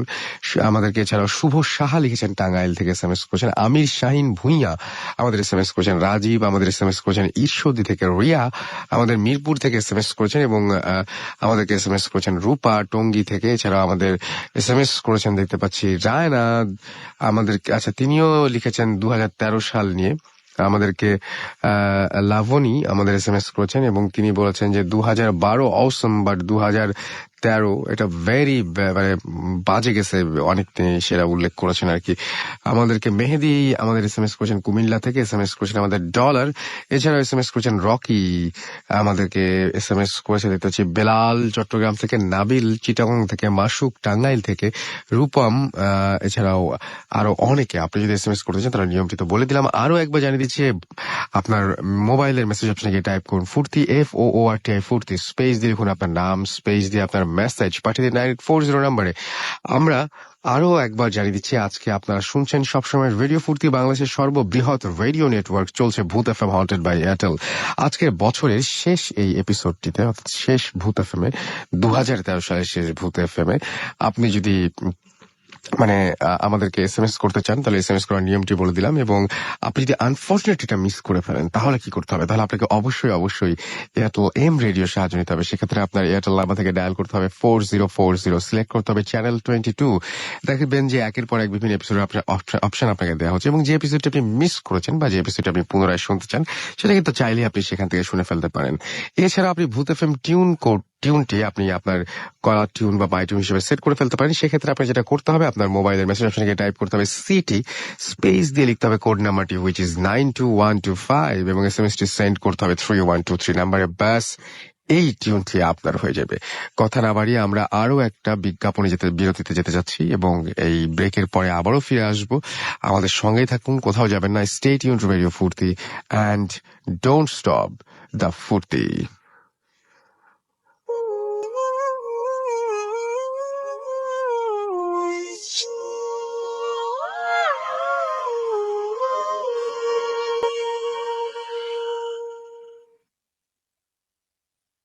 Hot FM, haunted by Airtel.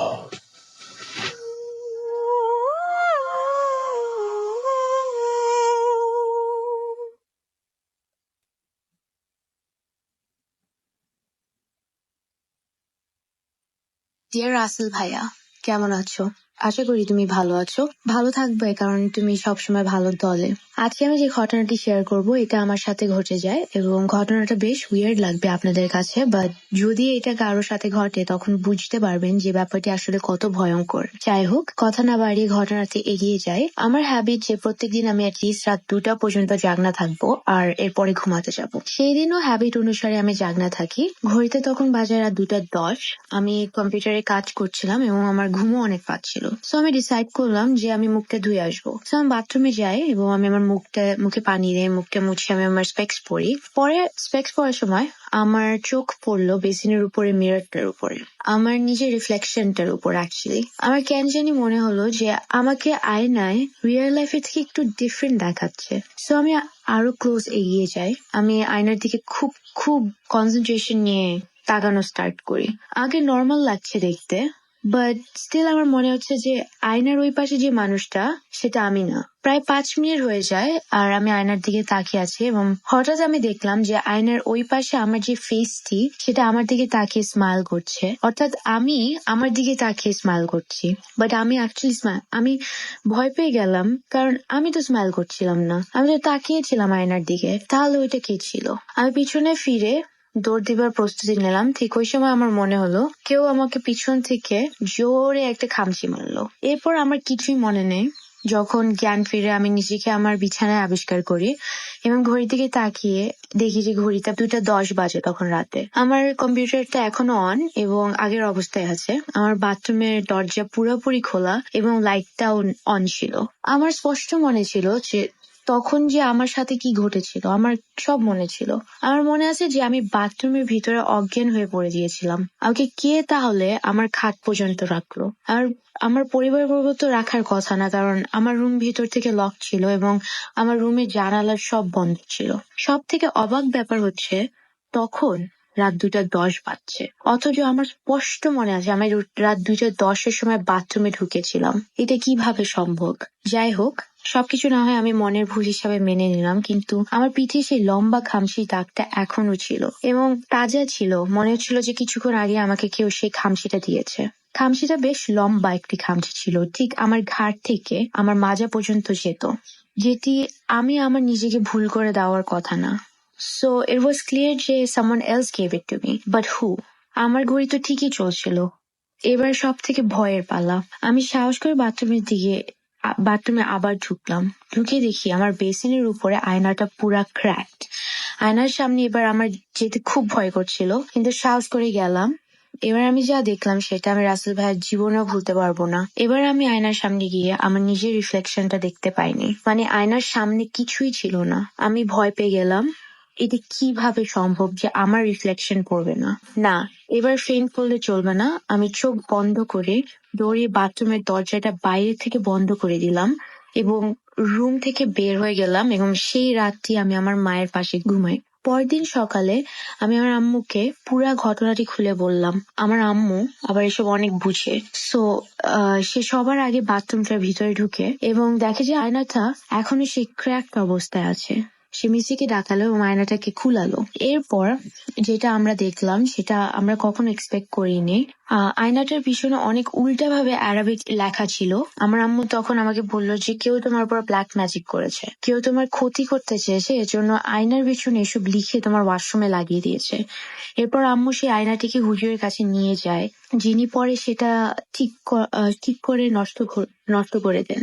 আমাকে পরে হুজুর বলেন যে আমি যদি সেই রাত সেই রুমটিতে কাটাতাম, হয়তো সেটি আমার জীবনের শেষ রাত হতো। রাসেল ভাইয়া, এই ছিল আমার ঘটনা।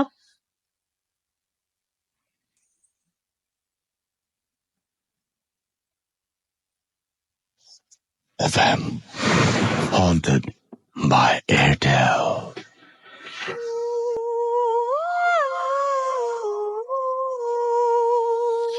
শুনছেন সবসময় ভিডিও ফুর্তি। আমি রাসেল আছি, সাথে ঘড়িতে সময় রাত 1:18 এবং আমার সাথে রয়েছেন আজকের অতিথিরা। আর আপনারা শুনছেন এই বছরের অর্থাৎ 2013 সালের শেষ ভূত FM। আশা করছি আপনাদের ভালো লাগছে এবং আপনাদের আনন্দ দিতে পারছে। একটু আগে আমরা একটা রেকর্ড ফাইল শুনলাম, অর্থাৎ অডিও ক্লিপ শুনলাম আমরা। আপনারাও চাইলে যারা দেশের বাইরে অবস্থান করছেন তারা এইভাবে আপনারা আমাদেরকে অডিও ক্লিপগুলো পাঠাতে পারেন। সেটা আপনি আপনার মোবাইল ফোন হতে পারে বা অন্য কোনো ডিভাইস হতে পারে, যে ডিভাইস দিয়ে আপনি রেকর্ড করে আমাদের কাছে ঘটনা সরাসরি পাঠিয়ে দিতে পারেন। আমরা কথা না বাড়িয়ে এখন চলে যাব আবারও ঘটনায়, এবং আমাদের সাথে আবারও জয়েন করছেন দিনার, যিনি আপনাদের সাথে প্রথম ঘটনাটি শেয়ার করছিলেন। যাবো তার দ্বিতীয় ঘটনায়। চলুন শুনে আসি তার দ্বিতীয় ঘটনা। আরো একবার আপনার নাম তো বলে দিচ্ছি, আপনার সেকেন্ড ঘটনাটা একটু প্লিজ বলবেন। ধন্যবাদ রাসেল ভাই আপনাকে। তো রাসেল ভাই, ভূত এফএমে আমরা এর আগে অনেক ধরনের ঘটনা শুনেছি, কবরস্থান, শ্মশান, মেডিকেল নিয়ে। তো আমি এখন যে ঘটনাটি শেয়ার করতে যাচ্ছি, এটা খুব আনকমন একটা প্লেসকে নিয়ে ঘটনাটি, এবং এই ঘটনাটি বাংলাদেশেরই কোন একটি জেলখানাকে নিয়ে। তো ঘটনাটি যার সাথে ঘটে তার সাথে আমার কিছুদিন আগে কথা হয়েছে। তো উনি ওনার লাইফে 3-4 বার জেল খেটেছেন। তো ওনার পার্সোনাল এক্সপিরিয়েন্স আর উনি ওইখানকার লোকদের মুখ থেকে জিজ্ঞেস করে যতটুকু শুনেছেন, তিনি পুরো ঘটনাটি আমার সাথে শেয়ার করেন। তো যিনি আমাকে ঘটনাটি শেয়ার করেছেন তার নাম হচ্ছে রতন। তো আমি সরাসরি ওনার ঘটনায় চলে যাই। রাসেল ভাই, আমি যেহেতু আগে বলছি এটা বাংলাদেশের কোনো একটি জেলখানার ঘটনা। তো জেলখানায় একটি ভবন ছিল, আমি ভবনের নামটি বলি, সেটা হচ্ছে একটা মনিহার ভবন। তো উনি ওই ভবনেরই কোনো একটা ফ্লোরে ছিলেন এবং কোনো একটা সেলে ছিলেন। তো ওনাদের সেলটার মধ্যে অনেকগুলো লোক একসাথে গাদাগাদি করে থাকতো। তো রুমটার ভিতরে টয়লেট ছিল। তো একদিন রাতে ওনার টয়লেট আসার পর তো উনি টয়লেটে যান ওনার রুম থেকে। তো ওনাদের যে ওই সেলটার মধ্যে সিস্টেমটা এরকম ছিল যে ফ্লোরটার সাথে যে ওয়ালটা আছে, সেটার কানেকশনটার মাঝখানে 3 কি 4 ইঞ্চের মতো একটা গ্যাপ থাকতো, এবং এই গ্যাপটা দিয়ে সে ফ্লোরের যত আবর্জনা ছিল সেগুলোকে নিচে ফেলা হতো, এবং পুরো বিল্ডিং এর প্রতিটা ফ্লোরের ময়লাগুলো নিচে একটা জায়গায় গিয়ে জমে থাকতো। তো উনি টয়লেটে যায়। তো টয়লেট করার পর উনি ঠিক টয়লেটটার সাথে একটা জানালা ছিল, তো সেই জানালাটা দিয়ে উনি তার কৌতূহল বশত একটু নিচে তাকায়। তো সেই জানালাটা ছিল আলো বাতাস আসার জন্য সেই সেলটার মধ্যে। তো উনি তাকে লক্ষ্য করলেন যে একটা মহিলা আর একটা বাচ্চা, মহিলাটা বসে আছে সেই মহিলার স্তূপের সামনে, এবং তার সাথে ছোট্ট একটি বাচ্চা, এবং বাচ্চাটি ছিল ধবধবে সাদা, এবং বাচ্চাটি দাঁড়িয়ে আছে এবং মহিলাটি হাত দিয়ে সে আবর্জনার স্তূপের মধ্যে কি জানি খুঁজছে, এবং কিছু একটা সে মুখে খাচ্ছে, এবং সাউন্ডটা অনেকটা যেরকম খাওয়ার সময় যেরকম একটা সাউন্ড হয় ওই রকম। তো যেহেতু রাত অনেক ছিল, উনি স্পষ্ট শুনতে পাচ্ছিলেন শব্দগুলো। তো উনি আর এটাকে প্যারানর্মাল কিছু ভাবেনি। উনি ওইখান থেকেই জিজ্ঞেস করে যে, আপনি এত রাতে বাইরে কি করতেছেন? আপনি আপনার ছেলে এখনো যান নাই কেন? আর আপনি যে যাননি, আপনাকে তো যে জেলার বা ওখানে মিয়া সাহেব বলে, তো উনি দেখলে তো আপনাকে টর্চার করবে, আপনি চলে যান। তো এটা উনি বলার পর ওই মহিলাটা আর বাচ্চাটা একসাথে নিচের থেকে ওনার দিকে তাকিয়েছিল। তো বেশ কিছুক্ষণ তাকিয়ে থাকার পর উনি একটু ভয় পেয়ে যায় যে এটা তো হওয়ার কথা না। তো উনি তখন আবার একটু রুমের ভিতরে চলে আসে। তো কিছুক্ষণ পর উনি আবার সেখানটা যায় দেখার জন্য, এবং সেকেন্ড টাইম যখন রাসেল ভাই উনি যায় সে জায়গাটায়, সে টয়লেটটার কাছে, তো উনি সেখানে গিয়ে দেখেন যে ওই ময়লার থেকে কি জানি বের করে খাচ্ছে, এবং যে বাচ্চাটা তার সাথে দাঁড়িয়ে আছে তার পাটা ছিল উল্টো, এবং তার হাতে কিছু একটা খাবার, এবং সেও খাচ্ছে, এবং তাদের দুজনেরই শব্দ হচ্ছিল খাবার সময় যেরকম সাউন্ড হয় সেরকম।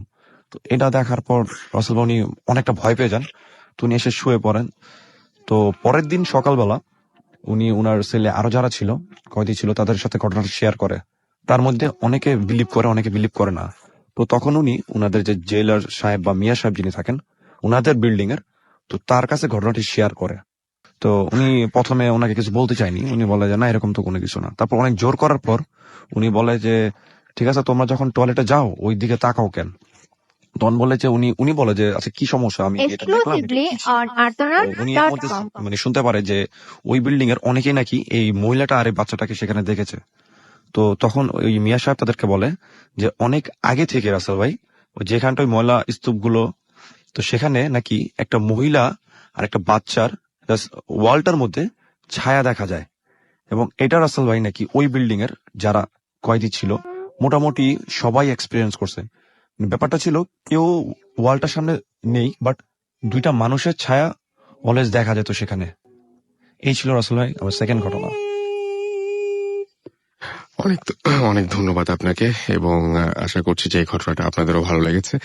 আমি দেখতে পাচ্ছি আমার কাছে বেশ কিছু SMS রয়েছে, সেই SMS গুলো কিছু পড়ে ফেলতে চাই। আমাদেরকে শিহাব সবুজ রাজবাড়ি থেকে SMS করেছেন মাসুদ, এবং SMS করেছেন আমাদেরকে দেখতে পাচ্ছি আখি সাজিদ নারায়ণগঞ্জ থেকে। আমাদের DM সুমন SMS করেছেন আমাদেরকে দেখতে পাচ্ছি তানভীর জুই ধানমন্ডি থেকে, এবং তিনি বলছেন যে ভেরি ইন্টারেস্টিং স্টোরি। আমাদেরকে ইভানা SMS করেছেন বরিশাল থেকে। ডিজে রাজ আমাদের SMS করেছেন নিসান নাটোর থেকে। এছাড়া আমাদের পাপড়ি SMS করেছেন ভূতের গলি থেকে।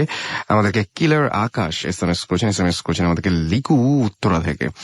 আমাদেরকে এছাড়াও সাব্বির SMS করেছেন মগবাজার থেকে, এবং তিনি এবারের এই যে 2013 সাল সেটাকে অলরেডি তিনি বিদায় জানাচ্ছেন, এবং তিনি বলছেন যে বাই বাই 13 এবং 14 এর জন্য তিনি ওয়েট করছেন। আমাদেরকে SMS করেছেন দেখতে পাচ্ছি রিজন অনিক বাগেরহাট থেকে। আমাদেরকে অজিত ঢাকা থেকে SMS করেছেন সোহেল হাতিরপুল থেকে। ইয়াসির আমাদের SMS করেছেন আমাদেরকে দেখতে পাচ্ছি মোহাম্মদ রিল আমাদের SMS করেছেন দেখতে পাচ্ছি তারেকুল। এছাড়াও জ্যাক আমাদের সিলেট থেকে SMS করেছেন। নয়ন আমাদেরকে SMS করেছেন আমাদেরকে। এছাড়াও দেখতে পাচ্ছি আনোয়ার SMS করেছেন আমাদের সজল এবং সাকিব। এছাড়াও ইয়াসির আমাদের SMS করেছেন আমাদেরকে সজন ময়মনসিং থেকে। এছাড়াও সিয়াম SMS করেছেন আমাদেরকে রাজু, এবং এছাড়াও রিদওয়ান দেখতে পাচ্ছি SMS করেছেন আমাদেরকে। জুনায়েদ SMS করেছেন ফার্স্ট ভূত FM অফ দিস ইয়ার তিনি শুনছেন, এবং তিনি আচ্ছা লাস্ট ভূত FM তিনি তাই লিখেছেন যে এই বছরের, এবং সো তিনি ওয়েট করছেন 2014 সালের ভূত FM এর জন্য। স্নেহা আমাদের SMS করেছেন চট্টগ্রাম থেকে। মেহেদি আমাদের SMS করেছেন মাহিম। এছাড়াও সাব্বির আমাদেরকে এসএমএস করেছেন মাসুক টাঙ্গাইল থেকে, আমাদের এসএমএস করেছেন দেখতে পাচ্ছি। এছাড়াও আহসান, এছাড়াও কথা ধানমন্ডি থেকে এসএমএস করেছেন। আপনি যদি এসএমএস করতে চান তাহলে মোবাইলের মেসেজ অপশনে গিয়ে টাইপ করুন ফুর্তি, FOORTI ফুর্তি, স্পেস দিয়ে লিখুন আপনার নাম, স্পেস দিয়ে আপনার মেসেজ পাঠিয়ে দিন 9840 নাম্বারে। যদি আমাদের ইমেল করে ঘটনা পাঠাতে চান তাহলে আমাদের ইমেল অ্যাড্রেসটি জানতে হবে আপনাকে, এবং আমাদের ইমেল অ্যাড্রেসটি হচ্ছে bhootfm@radioforti.fm। আমি পরের অংশটুকু বলে দিচ্ছি। ফার্স্ট যে অংশটুকু সেটা স্পেলিং বলে দিই, ভূত FM অর্থাৎ BHOOTFM@radioforti.fm। এখানে যদি আপনার আমি অনেকের কাছে শুনছি যে অ্যাড্রেসটা ভুল করছেন। না, অ্যাড্রেসটা ভুল করার কোনো কারণে আমি বারবার করেই আমি এই ইমেল অ্যাড্রেসটি বলে দিই, সুতরাং আমার মনে হয় যে ভুল হওয়ার কোনো কারণই নেই। আমাদের ছোট্ট একটা বিজ্ঞাপন বিরতিতে যেতে হবে এবং তারপরে আমরা আবারও ফিরে আসবো। কোথাও যাবেন না, আমাদের সাথে থাকুন। Stay tuned two radio Foorti and don't stop the ফুর্তি।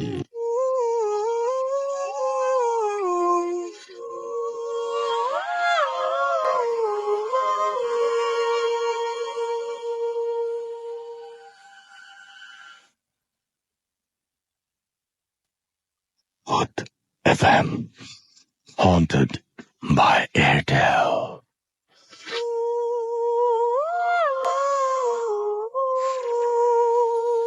শুনছেন সবসময় রেডিও ফুর্তি, বাংলাদেশের সর্ববৃহৎ রেডিও নেটওয়ার্ক। চলছে ভূত FM হন্টেড বাই এয়ারটেল, এবং এটি এই বছরের অর্থাৎ 2013 সালের শেষ ভূত FM। আপনাদেরকে আরো একবার স্বাগত জানাচ্ছি। আমি রাসেল, আমার সাথে রয়েছে আজকের অতিথিরা। ঘড়িতে সময় রাত 1:32। আমরা চলে যাব আমাদের আরো একজন নতুন অতিথির কাছে, শুনে নেব তার ঘটনা। আপনার নামটা একটু প্লিজ বলবেন এবং জানাবেন কোথা থেকে এসেছেন। Hello, dear listeners. I am Saidul Islam, coming from Burisham. তো ভাই আমি আমার স্টোরিটা শুরু করতে চাই। তো আমার স্টোরিটা হলো এরকম যে আমাদের পুরোনো বাড়ি, মানে যে বাড়িতে আমরা আগে বসত করতাম, এখন আর থাকা হয় না, ওই বাড়িটায় যখন আমাদের মানে দাদার বাবারা যখন থাকতেন, তখনকার সময়ে আর কি ওই এলাকাটায় খুব কম জনবসতি ছিল। জনবসতি থাকার কারণে যে জায়গা দিয়ে থাকে ওইখানে অনেকজন লোক থাকতো। তো আমাদের বাড়িটা ছিল এমন যে আমাদের বাড়িতে প্রায় 5টা জয়েন্ট ফ্যামিলি। তো এদের মেম্বার টোটালি 30 জনের মতো, যেহেতু জয়েন্ট ফ্যামিলি মেম্বার একটু বেশি হবে। তো ওই বাসার যারা পুরুষ কর্মকর্তা ছিল তারা প্রতিদিন সকালেই বের হয়ে যেত কর্মে, যার নিজ কর্মে বের হয়ে যেত, বাসায় থাকতো মহিলারা। তো এক পর্যায়ে একজন কাজে যাওয়া হয় না, তো হঠাৎ করে সে মারা যায়। আনফরচুনেটলি যে কোনো কারণে সে মারা যাওয়ার এক পর্যায়ে তাকে তার দুপুরের দিকে মারা যায়। তো বাকি যে মেম্বারগুলি তাদের খবর দেওয়ার জন্য লোক পাঠানো হয়। তারা আস্তে আস্তে বিকাল হয়ে যায় এবং তারা এসে ডিসিশন করে যে এর সন্ধ্যার আগে মাটি দিতে হবে। তো মাটি দেওয়ার জন্য কাফনের কাপড় আনতে যাওয়ার জন্য একজন লোক উনি বলে যে তোমরা এইদিকে ম্যানেজ করো, আমি কাফনের কাপড়টা নিয়ে আসি। তো উনি যখন কাফনের কাপড় নিয়ে আসতে যাবে, তো অনেক আগের যেহেতু ঘটনা, সেহেতু ওনাকে একা যেতে দেওয়া হয় না, বলা হয় যে তুমি আরো 2-3 জন নিয়ে যাও, তো পথে তোমার কোনো প্রবলেম হতে পারে। তো 2-3 জন নিল এবং তারা ডাকাত টার্গেট করে ডাকাতদের জন্য আর কি ঢাল এবং একটা তরবারি এবং একটা বর্ষা, 3 জনে 3টে অস্ত্র নিয়ে গেল। তো গেল ঠিক মতোই। যখন ফিরতেছিল ভাইয়া, ওরা যখন আমাদের বাড়ি থেকে বাজারটার দূরত্ব হলো 2 কিলো। তো উনি যখন ফিরতেছিল মিডল পর্যায়ে এসে একটা দিঘি, তো ওই দিঘিটার মিডল পর্যায়ে এসে দেখতে পেলেন যে একটা লোক দাঁড়িয়ে আছে। লোকটার উচ্চতা হবে প্রায় 10-12 ফিট, স্বাস্থ্যবান। রাস্তার 2 পাশে 2টা পাও দিয়ে তাকে ব্যারিকেড দিয়ে আটকানো হয়েছে। আটকানো হওয়ার এক পর্যায়ে তারা দূর থেকে দেখে পুরো ক্লিয়ার হতে পারেনি, বিধায় তারা সামনে এসে দেখতে পায় যে আসলে এটা একটা বডি, তার কোনো মাথা ছিল না, আর ঘাড়ের উপর দিয়া ভাইয়া রক্ত পড়তেছিল, একদম তাজা রক্ত। তো কেমন যেন একটা আওয়াজ শুনতে পেল। তার আবিষ্কার করলো যে আওয়াজটা কোথা থেকে আসে। তার আবিষ্কার করলো ওর পায়ের কাছে ওর মাথাটা পড়ে আছে, মাথা দিয়ে কথা বেরোচ্ছে। কথাগুলো বলতেছিল এই যে তোরা কই যাস, যাকে তোরা দাফন দিবি সে আমার সাথে অনেক খারাপ ব্যবহার করছে, অনেক মিসবিহেভ করছে, এরে তোরা দাফন দিতে পারবি না, এরে আমার কাছে দিয়ে যেতে হবে। তো ওদের সাথে মার্কেটিং শুরু হয় এক পর্যায়ে বলা হয় যে তুই এটা দাফন করতে পারবি না, এটা আমাদের কাছে দিতে হবে। তো এমন সময় ভাইয়া যে ওদের মধ্যে একজন সাহসী ছিল, তো ও তরবারি বের করে বলে তুই যাবি নাকি তোর আজকে এখানে শেষ হবে। তো ও একটু বলে যে তুই আসলে আমার কিছুই করতে পারবি না, অন্যথায় তোর লাইফের তোর বংশ নির্বংশ করে দিব। তো ভাইয়া এইভাবে অনেক কথা কাটাকাটির পরে ওরা চলে এসে অনেক বাধার সম্মুখীন হয়। তারপরেও ওদের টার্গেট একে মাটি দিতেই হবে, যে করে হোক আজকে রাতের মধ্যে মাটি দিতে হবে।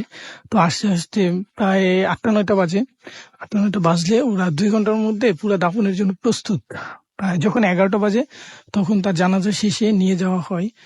যখন মাটিতে রাখা হয় ভাইয়া, প্রচুর পরিমাণে ঝড় শুরু হয় ভাইয়া, ব্যাপক ঝড়, যেটা আসলে বোঝানোর মতো না। শুধু ওই বাড়িটায় যখন ঝড় শুরু হয় তখন আশেপাশের গাছগুলো ভেঙে চুরে তছনছ বানিয়ে ফেলে। তো ভাইয়া ধ্বংসস্তূপ গুলো এখনো নাই, যদিও অনেকদিন পর্যন্ত ছিল। পরে যে কোনো ক্রমে ওরা যে তিনজন ছিল, ওরা তিনজন তো জানে যে বিষয়টি কি হইতেছে, এদের সাথে কি ঘটতেছে। তো ওরা দাফন তাড়াতাড়ি করে যার যার মতো ঘরে চলে যায়। তো ঘরে চলে যাওয়ার 3 দিন পরে যে তরবারি বের করছিল ভাইয়া, তার যে ছোট ছেলেটা মারা যায়। তো মারা গেলে তার মনের মধ্যে একটা শঙ্কা জাগে যে ওই যে তাকে থ্রেট করা হয়েছিল যে তোর বংশ নির্বংশ করে দিব। এরপর শুরু হলো ভাইয়া অন্য কাহিনী, সেটা হলো ওই বাড়ির উপর বিভিন্ন সময় রাতের বিভিন্ন টাইমে এসে টর্চার শুরু হতো।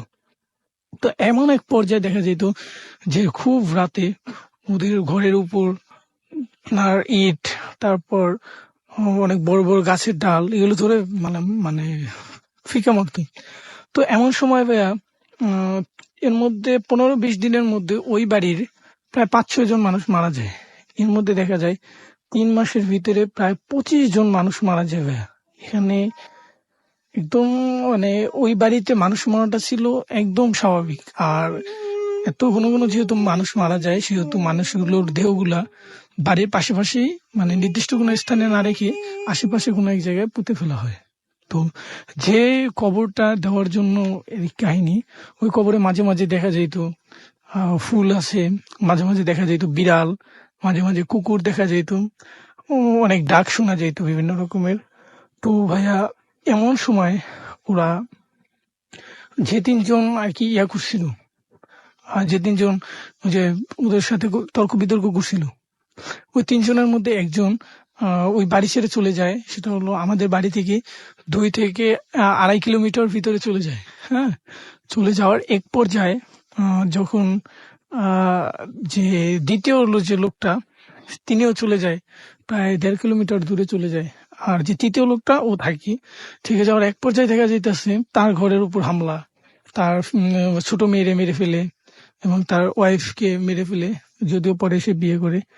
তো এমন টর্চার দেখে সে করে কি ওই মানে ওদের যে ভবন মানে বাসাটা ছিল, ওই বাসা থেকে প্রায় 200-250 মিটার দূরে আলাদা একটা বাসা করে। তো ওই বাসা করার 3 দিনের মাথায় ভাইয়া ওই বাসায় আক্রমণ শুরু করে। তো এক পর্যায়ে তাকে স্বপ্নে দেখায় যে তুই যতই দূরে যাস এই বাড়ির সাথে রিলেটেড কেউ বাঁচতে পারবি না, তোরা আমার আশা পূরণ করস নাই, তোদের বংশ নির্বংশ করে দিব। তো এই ব্যাপারটা নিয়ে আমাদের এক মৌলানার সাথে আলাপ করার পর বলতেছে তুমি এইখানে মানে ওই বাড়ি থেকে জয়েন্টটা বিচ্ছিন্ন করতে হবে। সংযোগটা বিচ্ছিন্ন করার জন্য মাঝে একটা খালের মতো কাটা হয়, সেটা প্রায় 5 মিটার গভীর, অনেক অনেক চওড়া। তো ডিস্টেন্সটা রাখার জন্য অনেক বড় একটা খাল কাটা হয় এবং ওই খালের ওই পারে কেউ এখনো যায় না। আর ওইখানে এখনো অনেক অনেক ধরনের ডাক শোনা যায় ভাইয়া। কোথাকার ঘটনা এটা ভাইয়া? এটা বরিশালের আগলঝাড়া থানার। ওকে, আমরা আশা করবো যে সেই জায়গার মানুষ যারা শুনছেন তারা সবাই এই ঘটনাটা জানেন। ওকে, থ্যাংক ইউ সো মাচ। আমরা আমাদের পরবর্তী ঘটনা যাবো। হাতে আসলে সময় বেশ কম এবং আমাদের আরেকটা ছোট্ট ঘটনা আপনাদেরকে আমরা শোনাতে পারবো। ইন দ্য মিন টাইম আমি কিছু প্রস্তুতির মাঝখানে আমি কিছু এসএমএস পড়ে ফেলি। লাকি আমাদের মুন্সিগঞ্জ থেকে এসএমএস করেছেন পিউল, এসএমএস করেছেন হিল্লোল আমাদেরকে জামালপুর থেকে। এছাড়াও এম ভি শান্ত আমাদের এসএমএস করেছেন নরসিংদী থেকে, হৃদয় নরসিংদী থেকে, ঝুমুর টেকনাফ থেকে, রাফা চট্টগ্রাম থেকে, এবং আচ্ছা, ঝুমুর কিন্তু আমাদের নতুন বছরের শুভেচ্ছা জানিয়েছেন, এবং টেকনাফ থেকে আমার যতদূর মনে পড়ে এটা বোধহয় প্রথম এসএমএস। আমাদেরকে রাজভীর এসএমএস করেছেন ওয়ারি থেকে, আমাদেরকে সীমা তিশা তারা এসএমএস করেছেন ডিজে পিয়াস সীমান্ত রাজশাহী থেকে, রিজন বাগেরহাট থেকে, মেহেদি জালাল আহমেদ সারাহ চিটাগং থেকে, চঞ্চল তুষার সাকিব টেন্ডুলকার এসএমএস করেছেন আমাদেরকে, ফাহিম শোভন সাদিয়া জিঞ্জিরা থেকে, শিমলা এসএমএস করেছেন আমাদেরকে, অনেকদিন পর তিনি ফুড এফএম শুনছেন, ওয়েলকাম ব্যাক। আমাদেরকে মফিদুল ইসলাম এসএমএস করেছেন ময়মনসিং থেকে, বুলেট আমাদের এসএমএস করেছেন আমাদেরকে, আশার এসএমএস করেছেন আমাদেরকে, মোহাম্মদ সুমন, এছাড়াও নাইম সিলেট থেকে এসএমএস করেছেন মাসুক, এসএমএস করেছেন তন্নি, ইথিনা, এছাড়াও আরো অনেকে। আপনি যদি এসএমএস করতে চান তাহলে মোবাইলের মেসেজ অপশনে গিয়ে টাইপ করুন ফুর্তি, FORTI ফুর্তি, স্পেস দিয়ে আপনার নাম, স্পেস দিয়ে আপনার মেসেজ পাঠিয়ে দিন 9840 নাম্বারে। আমি যাচ্ছি আবারও দিনারের কাছে। ধন্যবাদ রাসেল ভাই আপনাকে আবারও। রাসেল ভাই, আমি এখন ছোট একটা ঘটনা শেয়ার করতেছি। এই ঘটনাটা আমি শুনেছি নূর ইসলাম আঙ্কেলের মুখ থেকে। তোনার মুখ থেকে ঘটনাটা হচ্ছে এরকম যে ঘটনাটি ঢাকা মেডিকেল কলেজকে নিয়ে। তো এটা আজ থেকে প্রায় 25 or 30 years ago। তো এখন যে ঢাকা মেডিকেলের যে বহির্বিভাগের যে গেটটা আছে, তখন এই গেটটাকে মেইন গেট হিসেবে ব্যবহার করা হতো। তো ঘটনাটি সে জায়গারই একজন রবি নামে এক লোককে নিয়ে, তাকে সবাই রবি ডোম নামে চিনত। তো ঢাকা মেডিকেলে যারা পুরনো স্টাফ আছে তারা অবশ্যই তাকে চিনবেন। তো ঘটনাটি ঘটে ওনার মেয়ের সাথে। তো একদিন হয় এমন যে রবি ডোম উনি হাসপাতালের ভিতরেই থাকতেন, যেহেতু ওনার কোনো কাজ ছিল না মর্গে, তখন কোনো কাজ না থাকায় উনি এক ফ্রেন্ডের সাথে বসে হাসপাতালের ভিতরেই গল্প করছিলেন। তো গল্প করার এক ফাঁকে রবি ডোম যিনি, উনি ওনার মেয়েকে বলে যে ওই বহির্বিভাগ, এখনকার যে বহির্বিভাগে যে গেটটা, তখন মেইন গেটটা ছিল, তখন উনি বলে যে ওই গেটে ওইখানে গিয়ে কিছু পুরি নিয়ে আসতে, ভাজা পুরি নিয়ে আসতে। তো ওনার মেয়ে চলে যায়। তো যেহেতু ছোট মানুষ, ও এসে মানে বাইরে এসে খেলতে থাকে, তো ও ভুলে যায় যে পুরি নিয়ে যাওয়ার কথা। তো আসলে বলে দেই যে তখন উনি যেখানটা বসা ছিলেন সেখান দিয়ে মেইন রোড দিয়ে এই গেটটায় আসা যায়, এবং আরেকটা হচ্ছে ওয়ার্ডের ভিতর দিয়ে আসা যায়, এবং ওয়ার্ডের ভিতর দিয়ে আসলে খুব শর্টকাট হয়। তো রবি ডোমের মেয়ে বাইরে এসে খেলতে খেলতে সন্ধ্যায় তার মনে পড়ে যে তাকে যে পুরি কিনতে হবে। তখন সে তাড়াহুড়ো করে পুরি কিনে, যখন সে দেখেছে যে তার অলরেডি অনেক লেট হয়ে গেছে, তখন সে মেইন রোড দিয়ে না গিয়ে সে ওয়ার্ডের ভিতর দিয়ে চলে যায়। তো ওয়ার্ডের ভিতরে যাওয়ার সময় সে দেখে, তো একটা ওয়ার্ডের ভিতরে সে দেখে যে ওই ওয়ার্ডটার মধ্যে তেমন একটা আলো ছিল না, কজ ওইখানে কোনো পেশেন্ট ছিল না তখন। তো সে দেখে যে একটা বেডের উপর একজন মহিলা বসে একটা বাচ্চা শেপের কিছু কামড়িয়ে খাচ্ছে। এটা রবি ডোমের মেয়ে দেখে, সেখানে দেখে সে চিৎকার দিয়ে সেন্সলেস হয়ে যায়। তো যেহেতু তার একটা ওয়ার্ডের পরে ওই মেয়েটার বাবা যিনি রবি ডোম উনি বসা ছিলেন, তো উনি সেখান থেকে দৌড় দিয়ে এসে দেখে যে ওনার মেয়ে এরকম পুরি টুরি সব ফেলে দিয়ে সেন্সলেস অবস্থায় পড়ে আছে সেখানে। তো উনি তখন তাকে ধরে নিয়ে বাসায় নিয়ে যায়। তো বাসায় নিয়ে যাওয়ার পর তার সেন্স ফেরার পর তাকে জিজ্ঞেস করে যে কি হয়েছিল। তখন রাসেল ভাই, তার মেয়ে তার সাথে শেয়ার করে যে সে যখন পুরি নিয়ে আসতেছিল তখন সে দেখে যে বেডের উপর একজন মহিলা বসে একটা বাচ্চা সে প্রাকৃতির কিছু কামড়িয়ে খাচ্ছে, এবং তার মুখ ভর্তি মানে টকটকে লাল রক্ত তার মুখে লেগে আছে। তো এটা যখন শুনে রবিডোম, তখন সে অনেক কান্নাকাটি শুরু করে দেয়, এবং যেটা রবিডোম তাদেরকে বলে যে ওইরকম জিনিস এর আগেও নাকি অনেকে সেখানে দেখছে, এবং যারাই রাসেল ভাই দেখছে মোটামুটি প্রায় 3 দিন কি 4 দিন জ্বরে ভুগে সবাই মারা যায়। তো এটা যখন রবিডোম তার মেয়ের মুখ থেকে শুনে, তখন সে অনেক কান্নাকাটি শুরু করে দেয়, এবং রাসেল ভাই সবার মতো তার মেয়েরও সেম তখন থেকে জ্বর শুরু হয়, এবং জ্বরটা ছিল ঠিক 3 কি 4 দিন, এবং 3-4 দিনের মাথায় তার মেয়েটা মারা যায়। এবং রাসেল ভাই এই ছিল আমার ঘটনা। আমরা আশা করব যে এই ঘটনাটা যারা পুরনো যারা আছেন সেই অঞ্চলের মানুষ, তারা নিশ্চয়ই ঘটনাটি জানেন, তাই তো? জি রাসেল ভাই। ওকে, থ্যাংক ইউ সো মাচ। আমরা মোটামুটি অনুষ্ঠানের আজকের এই এপিসোডের শেষ, অর্থাৎ বছরের শেষ ভূত এফএমের একদম শেষ পর্যায়ে চলে এসেছি। আমাদের কাছে বেশ কিছু এসএমএস রয়েছে, আমরা এসএমএস পড়তে চাই। রিজন বাগেরহাট থেকে আমাদের এসএমএস করেছেন, এবং তিনি বলছেন